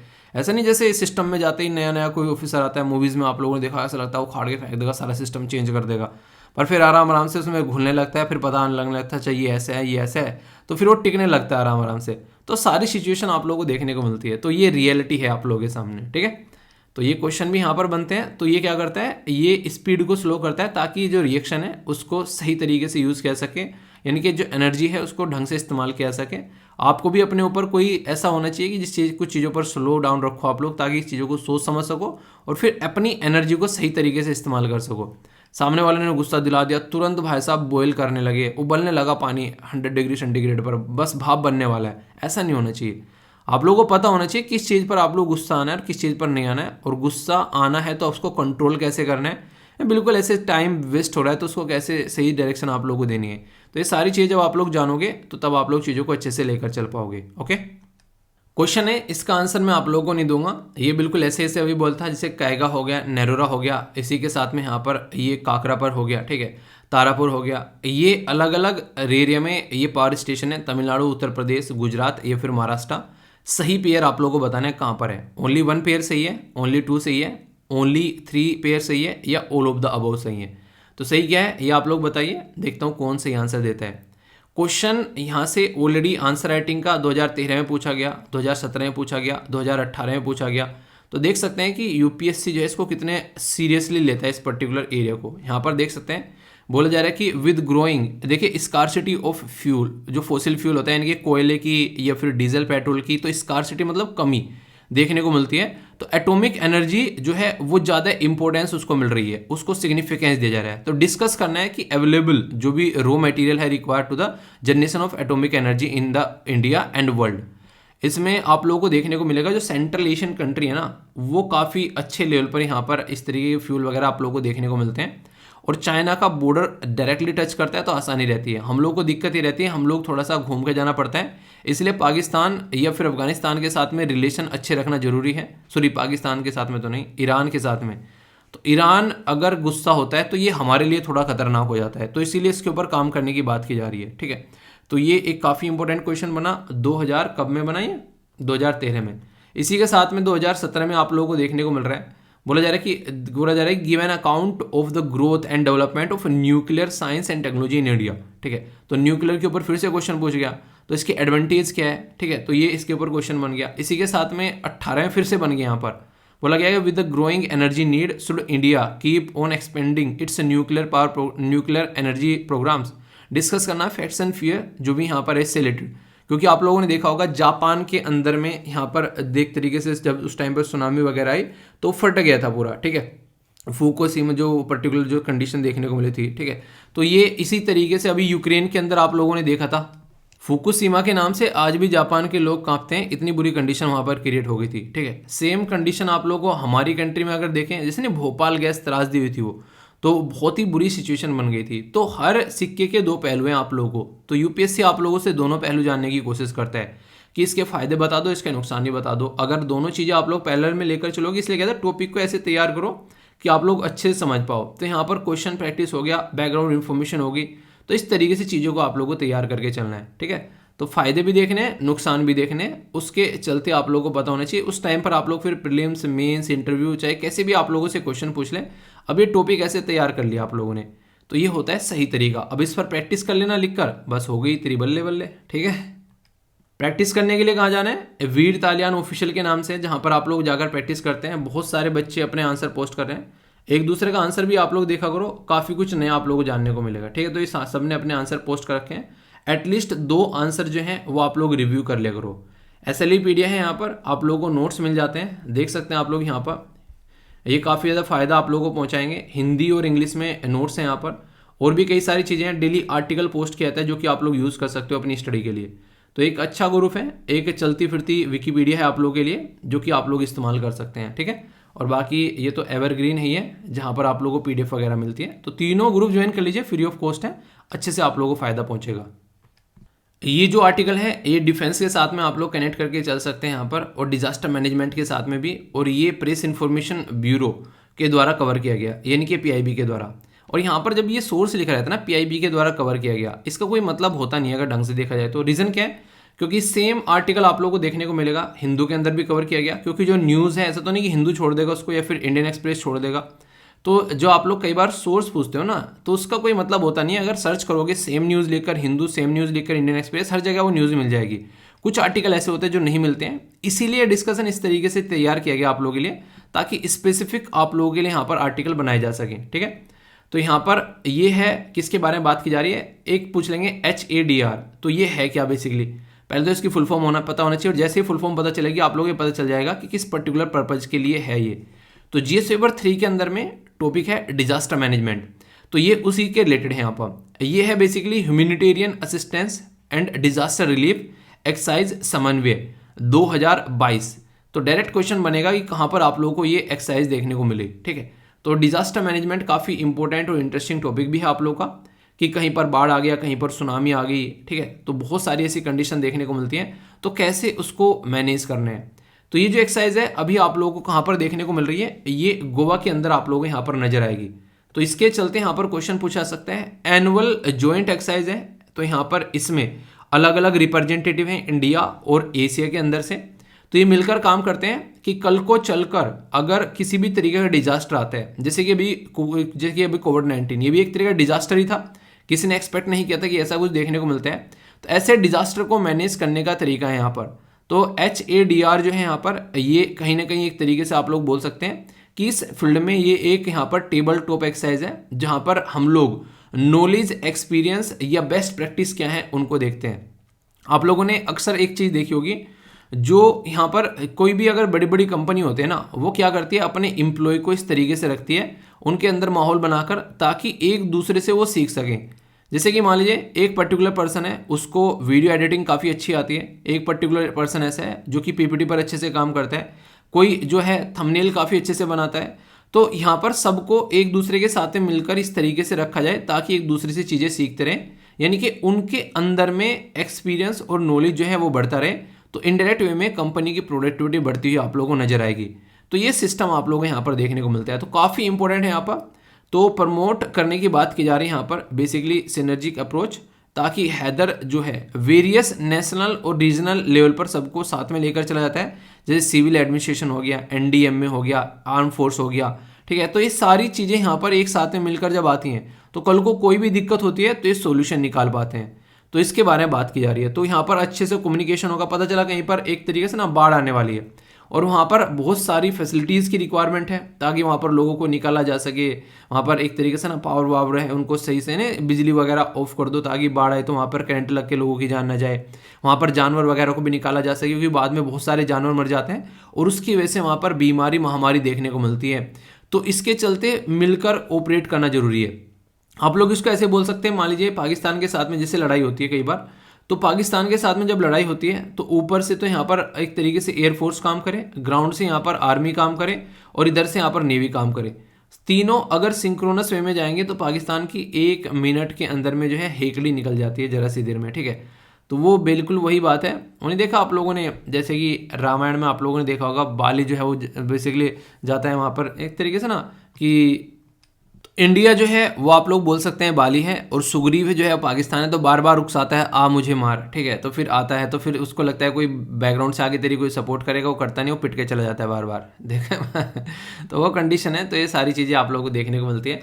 तो छोटा सा आर्टिकल था डिफेंस के बारे में, सिक्योरिटी के बारे में कुछ आ जाए डायरेक्ट क्वेश्चन आप लोगों के लिए, तो इसके बारे में आप लोगों को मोटा मोटा आइडिया आप लोगों को होना चाहिए। ठीक है दोस्तों, जिन लोगों को ये लग रहा है कि बीमारी जो है वो चली गई है, महामारी चली गई है, और अपनी लाइफ को अपने हिसाब से आप लोग एंजॉय कर सकते हो, तो ये बिल्कुल गलत है।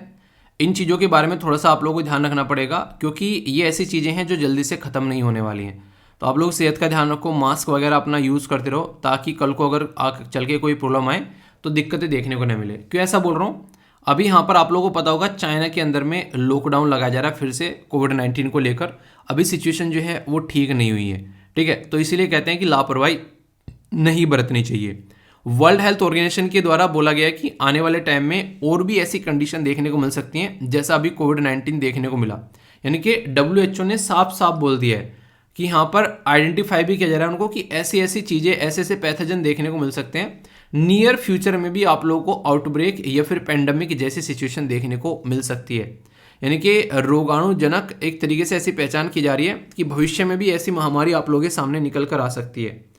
तो WHO के द्वारा यहाँ पर एक तरीके से ग्लोबल साइंटिफिक जो प्रोसीजर है उसको अपडेट किया जा रहा है लिस्ट को, और प्रायोरिटी पर रखा जा रहा है कि किसकी वजह से आउटब्रेक हो सकता है। यानी कि थोड़े से सतर्क हैं, क्योंकि चाइना के टाइम पे ये ऑलरेडी बेइज्जती करा चुके हैं। तो एक बार बेइज्जती होने के बाद में इंसान ना फिर वो नहीं कहते कि आग का जल, वो दूध का जला हुआ छाछ भी फूक फूक कर पीता है, तो वही वाली बात हो रखी है। तो ज़रूरी भी है, अगर आप लोग प्रिवेंशन नहीं करोगे तो क्योर कैसे करोगे, तो ये ज़रूरी है। तो बोला जा रहा है कि कहीं ना कहीं एक ग्लोबल लेवल पर रिसर्च या डेवलपमेंट भी किया जा रहा है, वैक्सीन के ऊपर काम किया जा रहा है, टेस्ट और ट्रीटमेंट के ऊपर काम किया जा रहा है। तो जो इंटरेस्टिंग बात बताऊँ आप लोगों को, आप लोग ये चीज़ समझते भी होंगे, अगर ज़िंदगी में एक बार आप लोग के सामने कोई प्रॉब्लम आ जाए, ठीक है, तो आप लोग फिर सतर्क हो जाते हो, फिर आप लोग कभी जो है किसी के हत्थे नहीं चढ़ते हो। कहीं ना कहीं आप लोगों ने ये चीज़ें फील की होगी कि एक इंसान ने एक बार गलती कर ली, अगर वो पकड़ा गया तो फिर वो बिल्कुल चौकन्ना हो जाता है, उन्हें अन्ना 24 घंटे चौकन्ना, वो वाली बात है।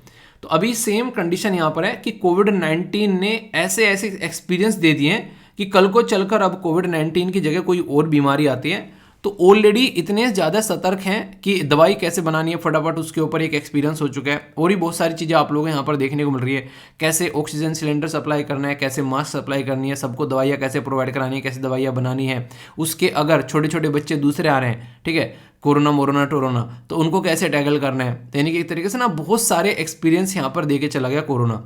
तो आने वाले टाइम पे कोई ऐसी चीज़ नहीं होगी जो कि तुरंत आकर हम लोग को बर्बाद कर दे, लड़कर मरेंगे, ऐसा आप लोग बोल सकते हैं। ठीक है, ऐसा नहीं कि पहले ही हाथ जो है खड़े होकर बैठ गए कि यार ये क्या आगे, तो हमने सोचा ही नहीं था, तो वाली चीज़ें है।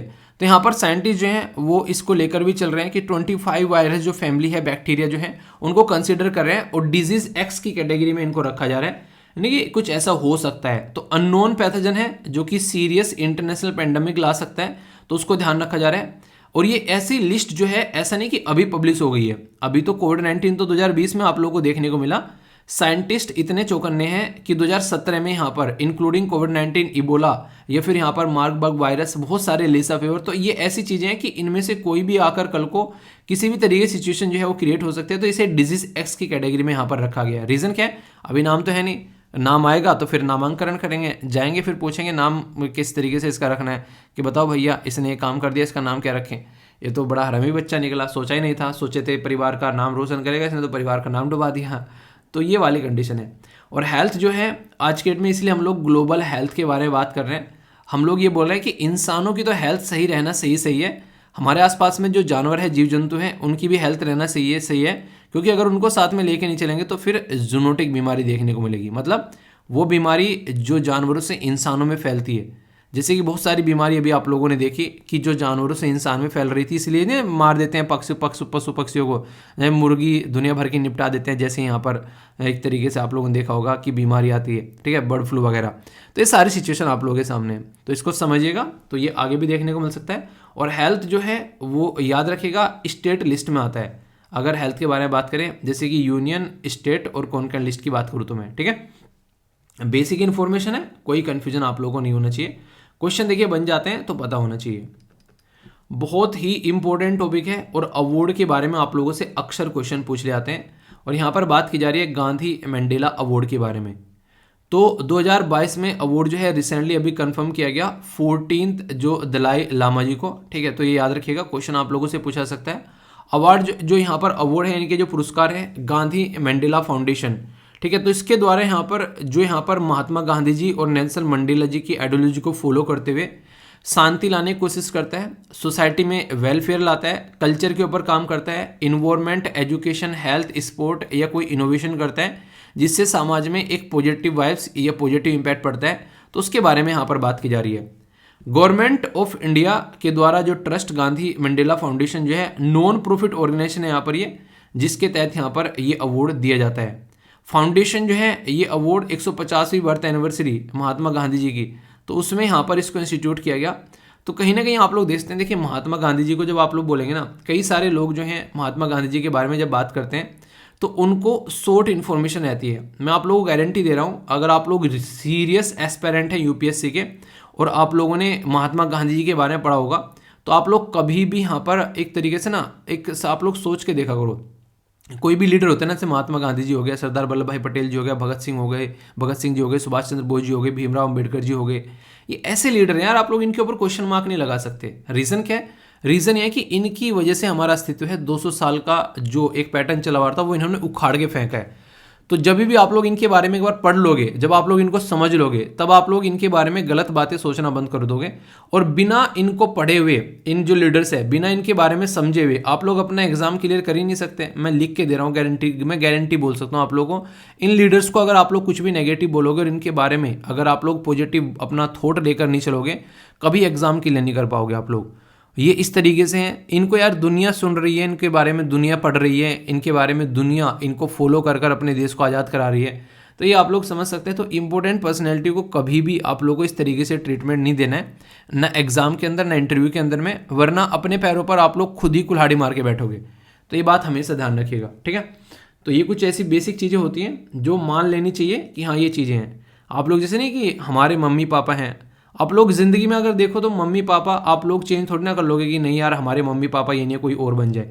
तो ये आप लोग देखते हैं। तो इस तरीके से आप लोग समझिएगा। नेक्स्ट आर्टिकल जो है यहाँ पर ये बात की जा रही है किसके बारे में, इंडियन काउंसिल ऑफ जो हिस्टोरिकल रिसर्च है उसके बारे में। ये हिस्ट्री से भी आप लोग कल्चर के साथ में कनेक्ट कर सकते हैं। ICHR के द्वारा लॉन्च किया गया प्रोजेक्ट यहाँ पर बेसिकली कॉम्प्रिहेंसिव जो history of India to rewrite Indian history from Indus Valley civilisation to till present. यानी कि ये माना जाता है कि हमारी कंट्री की जो हिस्ट्री है उसमें और भी कई सारी चीज़ें जिसको हम लोग रीराइट कर सकते हैं, और कई सारी चीज़ें हैं जो कि सोसाइटी में पता होनी चाहिए। देखिए होता क्या है, आप लोग अगर देखो पुरानी अगर हिस्ट्री आप लोग उठा के देखोगे, अकबर के टाइम की कोई बात करें, ठीक है, मुगल के टाइम पर अगर आप लोग जाओ यहाँ पर, या फिर दिल्ली सल्तनत के टाइम पर आप लोग जाओ, तो इंसान जो है वो अपनी महिमा मंडल गंवाने की कोशिश करता है कि हाँ ये राजा इतना शानदार था।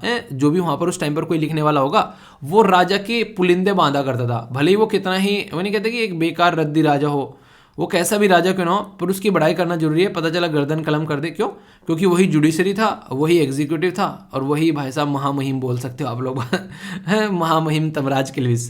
तो सारी चीज़ें उसी के हाथ में हुआ करती थी, तो इसलिए जिल्ले इलाई करना पड़ता था भाई साहब उसको। तो ये सिचुएशन आप लोग समझ सकते हैं। तो इसी के बारे में यहाँ पर आप लोग समझ सकते हैं। तो इसी तरीके से जब देश आज़ाद हो जाते हैं उसके बाद में भी जो यहाँ पर प्राइम मिनिस्टर रहे स्टार्टिंग में, तो उनका महिमा मंडल आप लोगों को देखने को मिलता है। तो बहुत सारी चीज़ों को इग्नोर कर दिया जाता है, तो उसके ऊपर फोकस देना जरूरी है।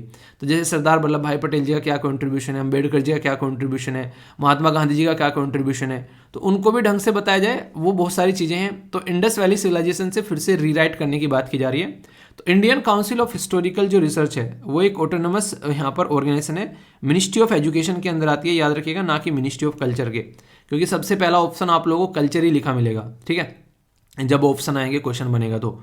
सोसाइटी रजिस्ट्रेशन एक्ट है 1972 का, जिसके अंदर इसको रजिस्टर किया गया है, और ऑब्जेक्टिव ये है कि कैसे हम लोग प्रमोट कर सकते हैं हिस्टोरिकल रिसर्च और एनकरेज कर सकते हैं और ऑब्जेक्टिव और साइंटिफिक हिस्ट्री को लिखा जा सके, क्योंकि हिस्ट्री जब तक सही नहीं लिखी होगी तब तक हम लोग चीज़ों को अंडरस्टैंड ही नहीं कर पाएंगे, और इसी तरीके से हम लोग चीज़ों को इंप्लीमेंट भी नहीं कर पाएंगे।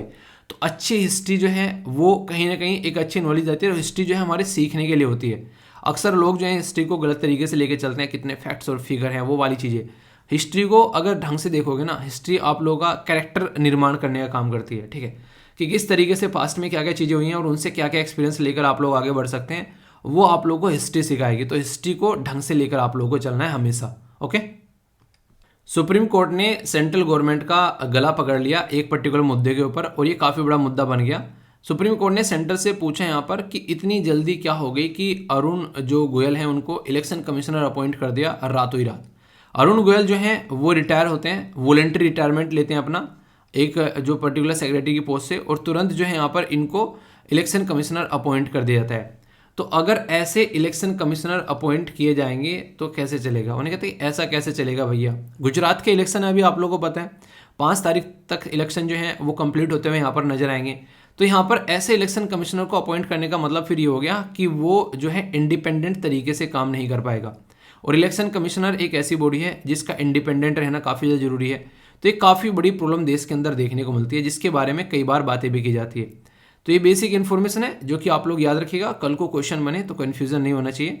तो सुप्रीम कोर्ट चाहता है कि एक ऐसी कमेटी बने जो कि अपॉइंटमेंट कर सके इलेक्शन कमिश्नर की। अब तक सारी चीज़ें सेंट्रल गवर्नमेंट के हाथ में है, इसकी वजह से क्वेश्चन मार्क ये भी लग रहा है कि कोई भी इलेक्शन कमिश्नर जो चीफ इलेक्शन कमिश्नर है उसका टेन्योर नॉर्मली 6 साल होना चाहिए, पर लेकिन यहाँ पर 1-2 साल के अंदर इसको निकाल दिया जा रहा है। यानी कि इलेक्शन वो कंप्लीट ही नहीं करवा पाएगा। एक इस तरीके से एक सरकार रहेगी और 3-4 इलेक्शन कमिश्नर जो है वो चेंज हो जाएंगे। तो ये गलत बात है, ठीक है। तो इसी के ऊपर अभी मुद्दे चल रहे हैं, डिस्कस कर लेंगे, पहले भी डिस्कस किया था, आगे भी ऐसे आर्टिकल आएंगे, फिर देख लेंगे, ठीक है। Unique identification authority of India, UIDAI के बारे में बात की जा रही है यहाँ पर। तो UIDAI के द्वारा यहाँ पर पूछा गया स्टेट गवर्नमेंट से वेरीफाई करने के लिए आधार कार्ड बिफोर एक्सेप्टिंग इट, ठीक है। तो चीज़ों को वेरीफाई अगर कर लेते हैं, इसलिए आप लोग फेसबुक, इंस्टाग्राम, ट्विटर ये सारी चीज़ें कर रहे हो यूज़, अगर पहले ही आप लोगों की आइडेंटिटी को वेरीफाई कर लिया जाए तो वहाँ पर फेक चीज़ें कम देखने को मिलती हैं। तो इसके बारे में यहाँ पर बात की जा रही है। नेवी इंडियन और ओमन की जो नेवी है उसके बीच में एक्सरसाइज आप लोगों को देखने को मिल रही है, तो इसका नाम है यहाँ पर नसीम अल बहर। तो ये आप लोगों को ओमन के कोस्ट पर देखने को मिलेगी। तो क्वेश्चन आप लोगों से बने तो आप लोग हल्का सा आइडियाज़ के बारे में रख सकते हैं। एग्जैक्ट लोकेशन अगर आप लोग देखना चाहेंगे कहाँ पर है, तो ये है अपनी प्यारी कंट्री, और यहाँ से आप लोगों को ओमन देखने को मिलेगा, ठीक है। तो यहाँ से आप लोग इसको कनेक्ट कर सकते हैं। कई बार आप लोगों से डायरेक्ट कुछ क्वेश्चन बने तो आप लोगों को कन्फ्यूजन नहीं होना चाहिए। ये छोटे छोटे क्वेश्चन है जो कि डायरेक्ट आप लोगों से पूछ ले जाते हैं, तो इसलिए आइडिया होना चाहिए। टाटा जो कंज्यूमर है यहाँ पर, वो एक तरीके से वो क्या कर रहा है, टाटा कंज्यूमर टू एक्वायर जो बेसिकली वाटर जाइंट जिसका नाम है यहाँ पर बिस्लरी फॉर 7,000 करोड़ रुपए में, ठीक है।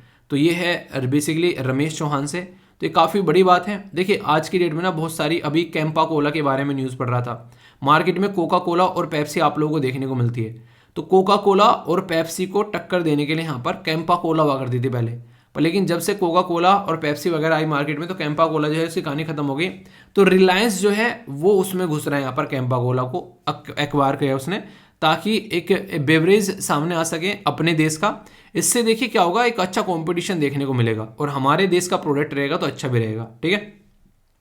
CP जो CL है यहाँ पर, यानी कि चेन्नई पेट्रोलियम कॉर्पोरेशन लिमिटेड, और IOCL यानी कि इंडियन ऑयल कॉर्पोरेशन लिमिटेड के द्वारा साइन किया गया है ज्वाइंट वेंचर मतलब मिलकर काम करेंगे। तो 31,580 करोड़ रुपए का ये इसके चलते रिफाइनरी लगाई जा रही है नागापत्तनम, कहाँ पर, तमिलनाडु के अंदर में। तो ये इंटरेस्टिंग क्वेश्चन आप लोगों से डायरेक्ट वनडे टाइप के एग्जाम में पूछा जा सकता है, ठीक है। नेक्स्ट यहाँ पर बात की जा रही है की स्टोन जो यहाँ पर रियल्टोर्स शेयर जो है वो बढ़ गए हैं। हालांकि ये तो इंपॉर्टेंट नहीं है, बस हल्का सा ऐसे ही आप लोग देख सकते हैं, ये तो शेयर मार्केट की न्यूज़ हो जाती है, ठीक है। आगे बात करें, ये इंपॉर्टेंट है, इसके ऊपर स्टार लगा लेना। 19th meeting conference of parties जो देखने को मिली, यानी कि 19वीं यहाँ पर CITES की, जिसको बोलते हैं convention on international trade endangered species of wild Fiona and flora. तो ये आप लोगों को अभी यहाँ पर देखने को मिली 14 से लेके 25 जो बेसिकली नवंबर तक का, ये है पनामा सिटी के अंदर में। ये क्या है, देखिए नाम से ही देखिए आप लोग, कन्वेंशन है एक तरीके का, जो एग्रीमेंट आप लोग बोल सकते हैं इंटरनेशनल लेवल पर ट्रेड किस तरीके से करना चाहिए। जो इंडेंजर्ड स्पीसीज हैं उनकी संख्या वैसे ही खतरनाक है, और दोनों के ऊपर फोकस किया जा रहा है, फोना एंड फ्लोरा। फ्लोरा क्या होते हैं, पेड़ पौधे फूल पत्तियां, और फ्योना क्या होते हैं, जो जीव जंतु होते हैं। तो ऐसे जीव जंतु जिनकी खस्ता हालत है उनका आप लोग व्यापार नहीं कर सकते, उसको रोकने की बात इनके द्वारा की जाती है। और ये CITES इसीलिए इसकी लिस्ट में देखा जाता है कि पशु को किस कैटेगरी में रखा गया, ताकि उसके व्यापार को रोका जा सके, गलत तरीके से कोई व्यापार न हो। तो उससे रिलेटेड है यहाँ पर ये, ठीक है। तो बेसिक इन्फॉर्मेशन है, याद रखिएगा। डायरेक्ट कन्वेंशन के बारे में आ जाए, कब हुआ, कहाँ पर हुआ, तो लोकेशन पूछ ले आप लोगों से। Panama city, Panama paper leak के बारे में याद है ना, जब यहाँ पर बहुत बड़े बड़े लोगों के नाम उजागर होकर आ गए थे कि इन्होंने अपना पैसा वहाँ पे ले जाके रख रखा है, ठीक है। तो यहाँ पर आप लोगों को देखने को मिलेगा, ओके। तो एग्जैक्ट लोकेशन कैरेबियन सी आप लोग यहाँ पर बोल सकते हैं। तो अपनी कंट्री के रेफरेंस में चीज़ों को देखा करो अगर चीज़ें याद रखनी है। अगर अपनी कंट्री के रेफरेंस में नहीं देखोगे तो चीज़ें जो हैं वो याद नहीं रहेंगे, तो फिर जाएगा भूला, ठीक है, एग्जाम में जैसे ही बैठोगे जाकर, ओके। 22वीं काउंसिल ऑफ मिनिस्टर की जो मीटिंग है किसके बारे में, IORA यानी कि इंडियन ओशियन रिम एसोसिएशन, वो ढाका बांग्लादेश के अंदर देखने को मिले। ये भी काफ़ी इंपॉर्टेंट है, यहाँ पर एसोसिएट होते हैं इंडियन ओशन के अंदर में कैसे मिलकर काम करना है उसके ऊपर काम करते हैं, ठीक है। Doctor Bharati Parveen Pawar, minister of state for health, participate जो यहाँ पर इनके द्वारा पार्टिसिपेट किया रहा है 3rd global high level conference जो एंटी माइक्रोबियल रेजिस्टेंस देखने को मिली, कहाँ पर, मस्कट, ओमान के अंदर में। तो ये एंटी माइक्रोबियल रेजिस्टेंस जो है काफ़ी इंपॉर्टेंट टॉपिक है, जिसके ऊपर कई बार क्वेश्चन बन जाते हैं। और अभी ये सारे वो टॉपिक है जो 1 वीक के अंदर अंदर मैंने आप लोगों के कवर किए हैं। यानी कि जब कोई दवाई लेता है उस तरीके से कंडीशन बन जाती है कि इंसान जो है उसकी एक तरीके से ना कि दवाई तो ले ली है पर लेकिन इन रियलिटी वो दवाई काम नहीं करती है, रजिस्टर क्रिएट करना बॉडी में स्टार्ट हो जाए। तो ये इस तरीके से हेल्थ के बारे में जो टॉपिक होते हैं वो काफ़ी इंपॉर्टेंट होते हैं, तो इसलिए आप लोग उनके बारे में आइडिया जरूर रखिएगा, ठीक है। यहाँ पर वर्ल्ड के बारे में तो यहाँ पर मलेशिया के जो प्राइम मिनिस्टर ये हैं बेसिकली अनवर इब्राहिम, तो वो नए प्राइम मिनिस्टर आप लोगों को मलेशिया के देखने को मिलेंगे। इसी के साथ में पाकिस्तान के जो एलजी असीम मुनीर, ठीक है, तो ये अपॉइंट किए गए हैं जो बेसिकली नए जो यहाँ पर चीफ हैं आर्मी के। तो हालांकि ये सही नहीं बताए जा रहे हैं इंडिया के पॉइंट ऑफ व्यू से अगर देखें, मतलब पाकिस्तान हमेशा ऐसे इंसान को चूज़ करके लाता है जो कि इंडिया के फेवर में ना हो। तो ये सिचुएशन आप लोग देखते हैं और कहीं ना कहीं इसमें बाहर की कंट्री का भी काफ़ी बड़ा हाथ रहता है ताकि इंडिया और पाकिस्तान के रिलेशन अगर अच्छे रहेंगे। देखिए अगर देखो ना, फ़ायदा किसका होता है, इंडिया और पाकिस्तान अगर लड़ रहे हैं तो अमीर देशों का फायदा बहुत बड़ा हो रहा है इसमें। क्यों? क्योंकि at the end of the day इनके पास में रिसोर्सेज तो है नहीं। मान लीजिए दो गरीब लड़ गए, यार तू चाकू दे दे मुझे, ठीक है, तू छुरी दे दे मुझे, तो दूसरे से मांगेंगे, वो फ्री में थोड़ी ना देगा, वो पैसा देगा उससे और ऊपर से एहसान दिखाएगा कि देख लड़ाई के टाइम पे तेरी हेल्प की थी। तो वही चीज़ें हैं यार ये सारी, ठीक है। यहाँ पर बात की जा रही है डोमिनिकन जो रिपब्लिक जो है उन्होंने एक्सपेल कर दिए 1800 migrant children to the Haiti, ठीक है। तो ये यूनिसेफ के द्वारा ये खबर दी गई है। यूनिसेफ क्या है? इसको United nation international children emergency fund बोलते हैं बेसिकली अगर देखा जाए। फिलहाल इसको officially United nation children fund के नाम से भी जानते हैं। नाम से आप लोग समझ सकते हैं बच्चों के ऊपर काम करने वाली ऑर्गेनाइजेशन है। कहीं पर कोई दिक्कत होती है तो यूनिसेफ आती है वहाँ पर ध्यान रखने के लिए कैसे बच्चों का ध्यान रखना है, जिसके चलते ह्यूमैनिटेरियन लेवल पर ये चीज़ों को सपोर्ट प्रोवाइड कराती है, ठीक है। यूएन इसके पापा हैं इस ऑर्गेनाइजेशन के। हेडक्वार्टर आप लोगों को न्यूयॉर्क में देखने को मिलेगा। और यहाँ पर जो एक तरीके से आप लोगों को बताना है इसके हेड कौन है। तो कई बार क्वेश्चन पूछ लेते हैं ऑर्गेनाइजेशन के बारे में, बैकग्राउंड के। आप लोगों ने अभी देखा दुनिया भर के क्वेश्चन पूछे थे यूपीएससी ने, ठीक है, ऑर्गेनाइजेशन के बारे में, तो इसलिए पता होना चाहिए। इंडिया के द्वारा सेंड किया गया helicopter unit UN peace keeping operation में माली के अंदर में, ठीक है। तो मल्टी नेशनल इंटीग्रेटेड जो स्टेबलाइजेशन मिशन इन माली, जिसमें चीज़ों को शांति में रखने की कोशिश की जाती है, तो ये अपने ही आप में काफ़ी बड़ी बात है। पीस कीपिंग ऑपरेशन जो है वो चलाए जाते हैं पर्टिकुलर एरिया में शांति बनाए रखने के लिए। इंटरेस्टिंग चीज़ मुझे लगती है कि जो है ना, जो ये हमारा जो यूएन है, ये कभी कभी ऐसा लगता है कमज़ोर लोग होते हैं उनके ऊपर अपनी दादागिरी दिखाता है। तो इसके ऊपर कई सारे आर्टिकल भी लिख चुके हैं। तो ये यूएन वहाँ पर काम करता हुआ नजर आता है जहाँ पर इनको कोई पूछता नहीं है, ठीक है। छोटी छोटी कंट्री माली अफ्रीका में, यहाँ पर नाइजर, चैड, सूडान, वहाँ पर अपनी वो बात करेंगे। जहाँ पर बड़ी बड़ी पावर आ जाती हैं, जैसे कि रसिया में ये काम ही नहीं करता है, ठीक है। रसिया में बोल रहा हूँ, जैसे यूक्रेन में, रसिया और यूक्रेन के बीच में लड़ाई चल रही है, कहाँ बैठे हुए हैं यूएन, कहाँ बैठी हुई है आज के डेट में यूएन सिक्योरिटी काउंसिल, कहाँ है कोई बड़ी बड़ी ऑर्गेनाइजेशन। बेचारे वहाँ जेलेंस्की जो है वो एक तरीके से इतनी यातनाएं झेल रहे हैं आज के डेट में, उसको और सपोर्ट प्रोवाइड करा रहे हैं जेलेंस्की साहब को। आप लोग खुद सोचो यहाँ पर देखो, दो चीज़ें मुझे लगती हैं। कई सारे बच्चे हालांकि इससे सहमत नहीं होंगे, कई सारे बच्चे कमेंट करते हैं, मैं पढ़ रहा था कि सर जेलेंस्की साहब जो है वो अपनी जगह सही है। देखो अपनी जगह सही और गलत की बात नहीं हो रही है, बात यहाँ पर ये हो रही है कि तुम अपने देश के लिए क्या कर रहे हो। आप लोग अगर एक लीडर हो वहाँ पर, आप लोगों का पूरा फोकस ये होना चाहिए कि देश की सिक्योरिटी कैसे प्रोवाइड करानी है। सामने वाला जब आप लोगों को सपोर्ट प्रोवाइड करा रहा है और आप लोगों को लड़ा रहा है, तो उस पैटर्न में आप लोग चीज़ों को लेकर आगे नहीं बढ़ सकते। तो ये कंडीशन आप लोगों को देखने को मिलेगी। पुराने टाइम पे क्या हुआ हिस्ट्री में वो एक अलग बात है, पर प्रेजेंट टाइम पर क्या हो सकता है, इतने खतरनाक हथियार हैं, जरा सी देश में नक्शे में से देश को खत्म किया जा सकता है। तो उसको उकसाना, तो ये एक कंट्री के ऊपर इंपैक्ट नहीं पड़ेगा, वर्ल्ड वॉर 3 के कहीं ना कहीं आसार बन जाएंगे जरा सी देर में, अगर situation out of the control हो गई। तो जरूरी है चीज़ों को ध्यान में रख के बढ़ना, ठीक है। नेक्स्ट बात करें डायरेक्टर जनरल ऑफ जो ऑडिट, जो डायरेक्टर जनरल ऑफ ऑडिट जो यहाँ पर रोल क्रिएट किया गया था, which state of India for first time, Orissa, Tamil Nadu, Kerala या राजस्थान। क्वेश्चन को अटेम्प्ट करो, वनडे टाइप एग्जाम में डायरेक्ट क्वेश्चन आप लोगों से पूछे जाते हैं, तो ये आप लोगों को पता होना चाहिए। इसके आंसर अभी बताऊंगा आप लोगों को। कौन सी कंट्री के द्वारा लॉन्च किया गया ऑपरेशन, देखिए इस तरीके से आप लोगों से पूछ ले जाते हैं, ठीक है, डायरेक्ट पूछ लिया जाएगा आप लोगों से कि ट्रस्ट सील ऑपरेशन जो है वो कौन सी कंट्री का है, चाइना, इंडिया, रसिया या फिर इंडोनेशिया। तो अगर नहीं आंसर पता होगा तो फिर आप लोगों को यहाँ पर दिक्कत होगी, ठीक है। ये आप लोगों को पता होना चाहिए, बेसिक चीज़ें हैं, कई बार आप लोगों से क्वेश्चन पूछे जाते हैं यहाँ से डायरेक्ट। ओरियन स्पेसक्राफ्ट के बारे में मैंने डिस्कस भी किया था आप लोगों से, जापान, यूएसए, यूएई या फिर इजराइल किसका है, ये आप लोगों को बताना है। ये डायरेक्ट क्वेश्चन होता है आप लोगों से यहाँ पर, ऐसे ऐसे क्वेश्चन होते हैं जहाँ से डायरेक्ट आप लोगों से बातें पूछी जाती हैं। एक क्वेश्चन हो रहा है यहाँ पर, बात की जा रही है कौन सी कंट्री से एसोसिएटेड है यहाँ पर Chin Kuki Mizo ethnic community, China, Russia, Bangladesh, Thailand. ये बेसिक क्वेश्चन है जो कि आप लोगों से डायरेक्ट पूछा जाता है, ठीक है।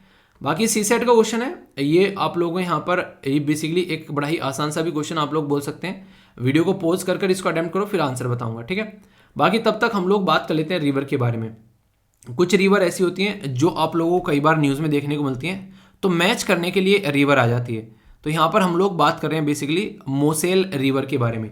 तो ये जो रिवर है यहाँ पर, ये लगभग आप लोगों को 544 किलोमीटर के करीब लंबी देखने को मिलेगी। और एग्जैक्ट अगर इसकी लोकेशन देखोगे आप लोग देखते हैं ये जर्मनी हो गया, ठीक है, और यहाँ पर आप लोगों को लग्जमबर्ग देखने को मिल रहा है। तो ये होगी यहाँ पर मोसेल रिवर। तो यानी कि यूरोप के अंदर ये रिवर आप लोगों को देखने को मिलेगी, मोसेल रिवर, ठीक है। तो ये आप लोगों से क्वेश्चन पूछा है तो कई बार मैच करने के लिए आ जाते हैं, खासकर इस तरह के क्वेश्चन तो पता होना चाहिए मोटा मोटा सा आइडिया। ओके, अभी क्वेश्चन के आंसर बताता हूँ, उसके बाद में फिर अपनी वोकैबलरीज देखेंगे, जो कि काफ़ी इंपॉर्टेंट सेक्शन होता है आप लोगों के लिए, काफ़ी पसंद करते हैं आप लोग, कहते हैं सर वोकैबलरी जरूर करवा दिया करो, इंग्लिश इंप्रूव करवा दो सेंटेंस फॉर्मेशन करोगे तभी इंप्रूव होगा, ठीक है। Director general of audit role is create किया गया विच स्टेट ऑफ इंडिया, तो यहाँ पर याद रखिएगा तमिलनाडु के द्वारा यहाँ पर आप लोगों को देखने को मिलेगा। फर्स्ट स्टेट है यहाँ पर जो कि यहाँ पर इस तरह की चीज़ें लेकर आ रहा है, तो ये काफ़ी इंपॉर्टेंट क्वेश्चन आप लोगों के लिए बन सकता है, ठीक है, जो कोई फर्स्ट टाइम हो। नेक्स्ट यहाँ पर बात की जा रही है पर्टिकुलर कम्युनिटी के बारे में, तो ये मैंने डिस्कस भी की थी अभी यहाँ पर आप लोगों से। तो ये पर्टिकुलर कम्युनिटी आप लोगों को देखने को मिलती है बांग्लादेश से कनेक्टेड, ठीक है। और यहाँ पर हमारी कंट्री में अलग अलग रीजन में ये आई हुई हैं, जिसके चलते इनको कई जगह शेल्टर भी दिए जाते हैं नॉर्थ ईस्ट वाले रीजन में, जिसकी वजह से मिजोरम गवर्नमेंट के द्वारा भी यहाँ पर अनाउंस किया गया था अभी रिसेंटली कि लगभग न 350 के करीब लोगों को यहाँ पर अभी एक तरीके से खाना पीना प्रोवाइड कराना रिलीफ दिया गया था। तो हमारे देश में न्यूज़ में आता है। ऑपरेशन ट्रस्ट सेल के बारे में आप लोग यहाँ पर याद रखिएगा, अगर क्वेश्चन पूछा जाए आप लोगों से तो ये इंडिया हमारे देश के अंदर में ये जो अभी ये बेसिकली जो लॉन्च किया गया था, ये तो याद रखिएगा। तो कॉन्फ्रेंस ऑफ पार्टी जो हुई अभी यहाँ पर 19 यानी कि 19 जो CITES की, तो उसमें यहाँ पर ये चीज़ें लॉन्च की गई। तो यहाँ पर इसके चलते आप लोगों से क्वेश्चन भी इस तरीके से आप लोगों से पूछा जा सकता है, ठीक है। ये टर्ट सील्ड बोलेंगे बेसिकली इसको, ठीक है, टर्टल नहीं होता है, टर्टल से रिलेटेड यहाँ पर बात की जा रही है। और जो टर्टल है यहाँ पर जिसे कछुआ आप लोग बोलते हैं हिंदी में, ठीक है, तो उससे रिलेटेड है यहाँ पर, क्योंकि कई बार उनसे रिलेटेड गलत तरीके से यहाँ पर एक तरीके से ना उनको टैकल करने की कोशिश की जाती है तो अपने ही देश का प्रोग्राम है जो यहाँ पर लॉन्च किया गया है। ओरियन, ये तो आप लोगों को पता ही है, USA का आप लोगों को देखने को मिलेगा। तो डायरेक्ट क्वेश्चन पूछा जाता है। CSAT का जो क्वेश्चन है इसका आंसर आप लोगों को D देखने को मिलेगा, यानी कि 144। एक्सप्लेनेशन पूरा आप लोगों के सामने, कोई भी कंफ्यूजन आप लोगों को इसके बारे में नहीं होना चाहिए। वोकेबलरी है काफ़ी इंपॉर्टेंट, डायरेक्ट क्वेश्चन आप लोगों से पूछा जाता है। खासकर अगर बात करें आप लोग की इंग्लिश को इंप्रूव करेंगे, आप लोगों को आंसर राइटिंग में इंप्रूव करने में हेल्प मिलेंगे। जब आप लोगों को वोकेबलरी रहती है तो आप लोग अच्छे चीज़ों को बोल भी पाते हो, समझ भी पाते हो, ठीक है। तो इस तरीके से ये जो शब्द हैं एक एक शब्द को देखेंगे और चीज़ें आप लोगों को समझनी है और उनके ऊपर सेंटेंस फॉर्मेशन जरूर करना है, क्योंकि सेंटेंस फॉर्मेशन अगर अच्छे से नहीं होगा तो फिर चीज़ों को करने में मज़ा नहीं आएगा और बहुत सारी चीज़ें देखिए आप लोग याद नहीं रख पाओगे। इसलिए कहते हैं कि कोई भी चीज़ ना अगर आप लोगों को याद रखनी है, जैसे आप लोग जैसे आज के डेट में आप लोगों ने ड्राइविंग सीखी, साइकिल चलानी सीखी, मोटरसाइकिल सीखी, आप लोगों ने स्टार्टिंग में ऐसा लगता है कि यार पता नहीं कैसे चलेगी, मतलब इतनी बुरी कंडीशन देखने को मिलती है, बिल्कुल नज़र गड़ाए रखते हैं, इधर उधर नज़र ना हो जाए, जरा सी देर में ऐसा लगता है गिरेगी। तो सारी सिचुएशन कब होती है? वो सारी सिचुएशन तब होती है जब आप लोगों ने उसके ऊपर काम नहीं किया होता है, ठीक है। यानी कि आप लोग अभी सीख रहे हो उस चीज़ को, पर लेकिन जब उसमें महारत हो जाते हो, आप लोग गाने चल रहे हैं, फ़ोन पर बातें कर रहे हैं, मतलब एक अलग ही डायरेक्शन में चीज़ चल रही है, हालांकि नहीं करना चाहिए वो, फ़ोन पर बातें करते करते गाड़ी चला रहे हैं वो सब चीज़ें, पर लेकिन फिर भी इंसान करने लगता है, इतना माहिर हो जाता है। अक्सर इंसान जो होता है जब चीज़ों में माहिर हो जाता है तब वो गलतियाँ करता है। तो जब आप लोगों को लगता है ना कि ये तो पोर्शन बड़ा आसान सा यार, इसको तो एग्जाम में कर ही लेंगे, अक्सर वहीं से आप लोग एग्जाम में क्वेश्चन गलत करके आते हो और जिस पे आप लोगों को बहुत ज़्यादा वो हो जाता है, ओवर कॉन्फिडेंस हो जाता है। जब भी आप लोगों को लगे कि इतना ओवर कॉन्फिडेंस हो गया सब्जेक्ट के ऊपर कि भाई साहब नहीं एक तरीके से अंदर से भावनाएं निकल कर बाहर आने लगे, इसका सीधा सा सजेशन है आप लोगों के लिए, उस सब्जेक्ट को लेकर बैठ जाओ और उसके क्वेश्चन प्रैक्टिस करना स्टार्ट कर दो। आप लोगों को तुरंत पता चल जाएगा कि किस लेवल में है हम लोग। आप लोगों को लेवल पता चलेगा तो फिर आप लोग एक सही पैटर्न में चीज़ों को लेकर चलना स्टार्ट कर दोगे। तो ये चीज़ें हमेशा ध्यान रखो, अपने आप को चेक करते रहो। चेक करते रहने का फ़ायदा क्या रहता है अपने आप को, उससे आप लोग जो है अपने आप को इग्नोरेंट वाली स्थिति में नहीं लेकर आते हो और फिर एग्जाम में आप लोग अनकंफर्टेबल फील नहीं करते हो। तो ये चीज़ें आप लोग हमेशा इंप्लीमेंट करो, लाइफ में बहुत ज़्यादा फायदा देखने को मिलेगा और इससे आप लोग नई नई चीज़ें भी सीखोगे, ठीक है। तो ये है कुछ बातें, आई होप कि आपके पल्ले पड़ रही होंगी ये बातें। तो आइए सब देखते हैं यहाँ पर, ये है पंक्चुअलियस, यानी कि आप लोगों ने सुना होगा पंक्चुअल पर्सन है, ठीक है। तो समयनिष्ठ बोला गया है, पाबंद भी यहाँ पर बोला गया है, टाइम पर एक तरीके से काम करने वाला इंसान, टाइम को सही तरीके से ध्यान से इस्तेमाल करने वाला इंसान आप लोग यहाँ पर इसको बोल सकते हैं, ठीक है। तो ये ऐसे शब्द होते हैं जो कि सुने हुए होते हैं पर लेकिन कई बार लगता है कहाँ सुना है यार, ठीक है। तो आप लोग प्रैक्टिस नहीं करोगे तो फिर बेसिकली याद नहीं रहेगा। नेक्स्ट जो शब्द है यहाँ पर यह रिवल्शन, यानी किसी चीज़ में तब्दीली करना, ठीक है। तो ये आप लोगों को देखने को मिलेगा, यानी कि चीज़ों को चेंज करना, एक तरीके से पसंद नहीं आ रहा तो उसको चेंज कर देना है। तो ये रिवल्सन शब्द आप लोग यूज़ करते हैं। नेक्स्ट यहाँ पर क्रीडेंस, यानी कि एक तरीके से प्रत्यय बोला जा रहा है, किसी चीज़ में विश्वास भी आप लोग बोल सकते हैं, किसी चीज़ को एक्सेप्ट करना, ट्रस्ट रखना, बिलीफ दिखाना उसके ऊपर। तो ये क्रीडेंस शब्द, क्रीडेंशियल नहीं सुना आप लोगों ने, तो वो एक तरीके से अपनी चीज़ों को दिखाना, प्रूव करना। शब्द जो है यहाँ पर यह एसोलोन, यानी कि एक तरीके से उपाधि आप लोग बोल रहे हैं यहाँ पर, इसको एक तरीके से ना एक स्टेटस काइंड ऑफ चीज़ें आप लोग बोल सकते हो, ठीक है। तो ये कई सारे डिफरेंट वर्ड होते हैं, इनको यूज़ करना सीखो और फिर आप लोग को मजा भी आएगा सेंटेंस फॉर्मेशन करने में। नेक्स्ट यहाँ पर बात की जा रही है एक्सीडेंट के बारे में, किसी चीज़ का जरूरी होना, उन्हें इमीडिएटली चाहिए, वो सारी चीज़ें कुछ इस तरीके से आप लोग बोल सकते हो। तो इसके ऊपर भी आप लोग फोकस दे सकते हैं। ओके, अच्छे शब्द हैं। बाकी IAS स्वीट के द्वारा काफ़ी अच्छे से आंसर दिए गए। आप लोग भी अपना शेड्यूल कैसे लेकर चलते हो, जो डिसिप्लिन टेस्ट है वो कितने फॉलो कर रहे हो, ये सारी चीज़ें आप लोग ध्यान से रखो। इंपॉर्टेंट पर्सनैलिटी जो थी यहाँ पर, वो अब्दुल गफ्फार खान जी के बारे में मैंने पूछा था आप लोगों से। यहाँ पर आप लोगों को कुछ इन्फॉर्मेशन भी प्रोवाइड करा दी है, तो कोई कन्फ्यूजन आप लोगों को यहाँ पर नहीं होना चाहिए। मुझे ऐसा कोई लग रहा है रिपीट हो गई है, हाँ मुझे फील हो रही है लगाना भूल गया, चेंज करना भूल गया शायद मैं, आई थिंक। चलिए कोई नहीं, PPT में प्रोवाइड करा दूंगा, ठीक है। तो कैसा लगा लेक्चर, अपना ध्यान रखिए। और देखिए महीना आप लोगों का जा चुका है लगभग, आप लोग देखिए। और जो वीडियो मैंने बोली थी हिंदू की, वो जो आज के दिन मैंने फर्स्ट वीडियो अपलोड की थी 2016 में, वो जरूर देखिएगा, प्रोवाइड करा दूंगा आप लोगों को टेलीग्राम पर भी और वीडियो के नीचे भी। तो ज़िंदगी में आप लोगों को पता चलेगा कैसे आप लोगों को अपने आप को इंप्रूव करना है, ठीक है। तो लाइफ को आगे लेकर चलते रहो, ज़िंदगी में सीखते रहो और आगे बढ़ते रहो, डरना नहीं है किसी भी चीज़ से। ज़िंदगी ऐसे ही चलती रहती है, आप लोगों को अपने ऊपर कंट्रोल होना चाहिए, ठीक है। आई होप कि आप लोगों ने लेक्चर एंजॉय किया होगा, फीडबैक जरूर देना। और टाइम को आप लोगों को ही सुधारना पड़ेगा, दुनिया मजे लेने आती है, कोई आप लोगों की हेल्प नहीं करेगा, काम आप लोगों को ही करना है। तो all the best to all of you, मौज लो, रोज लो, नहीं मिले तो खोज लो। नेक्स्ट वीडियो में मिलता हूँ, तब तक के लिए जय हिंद।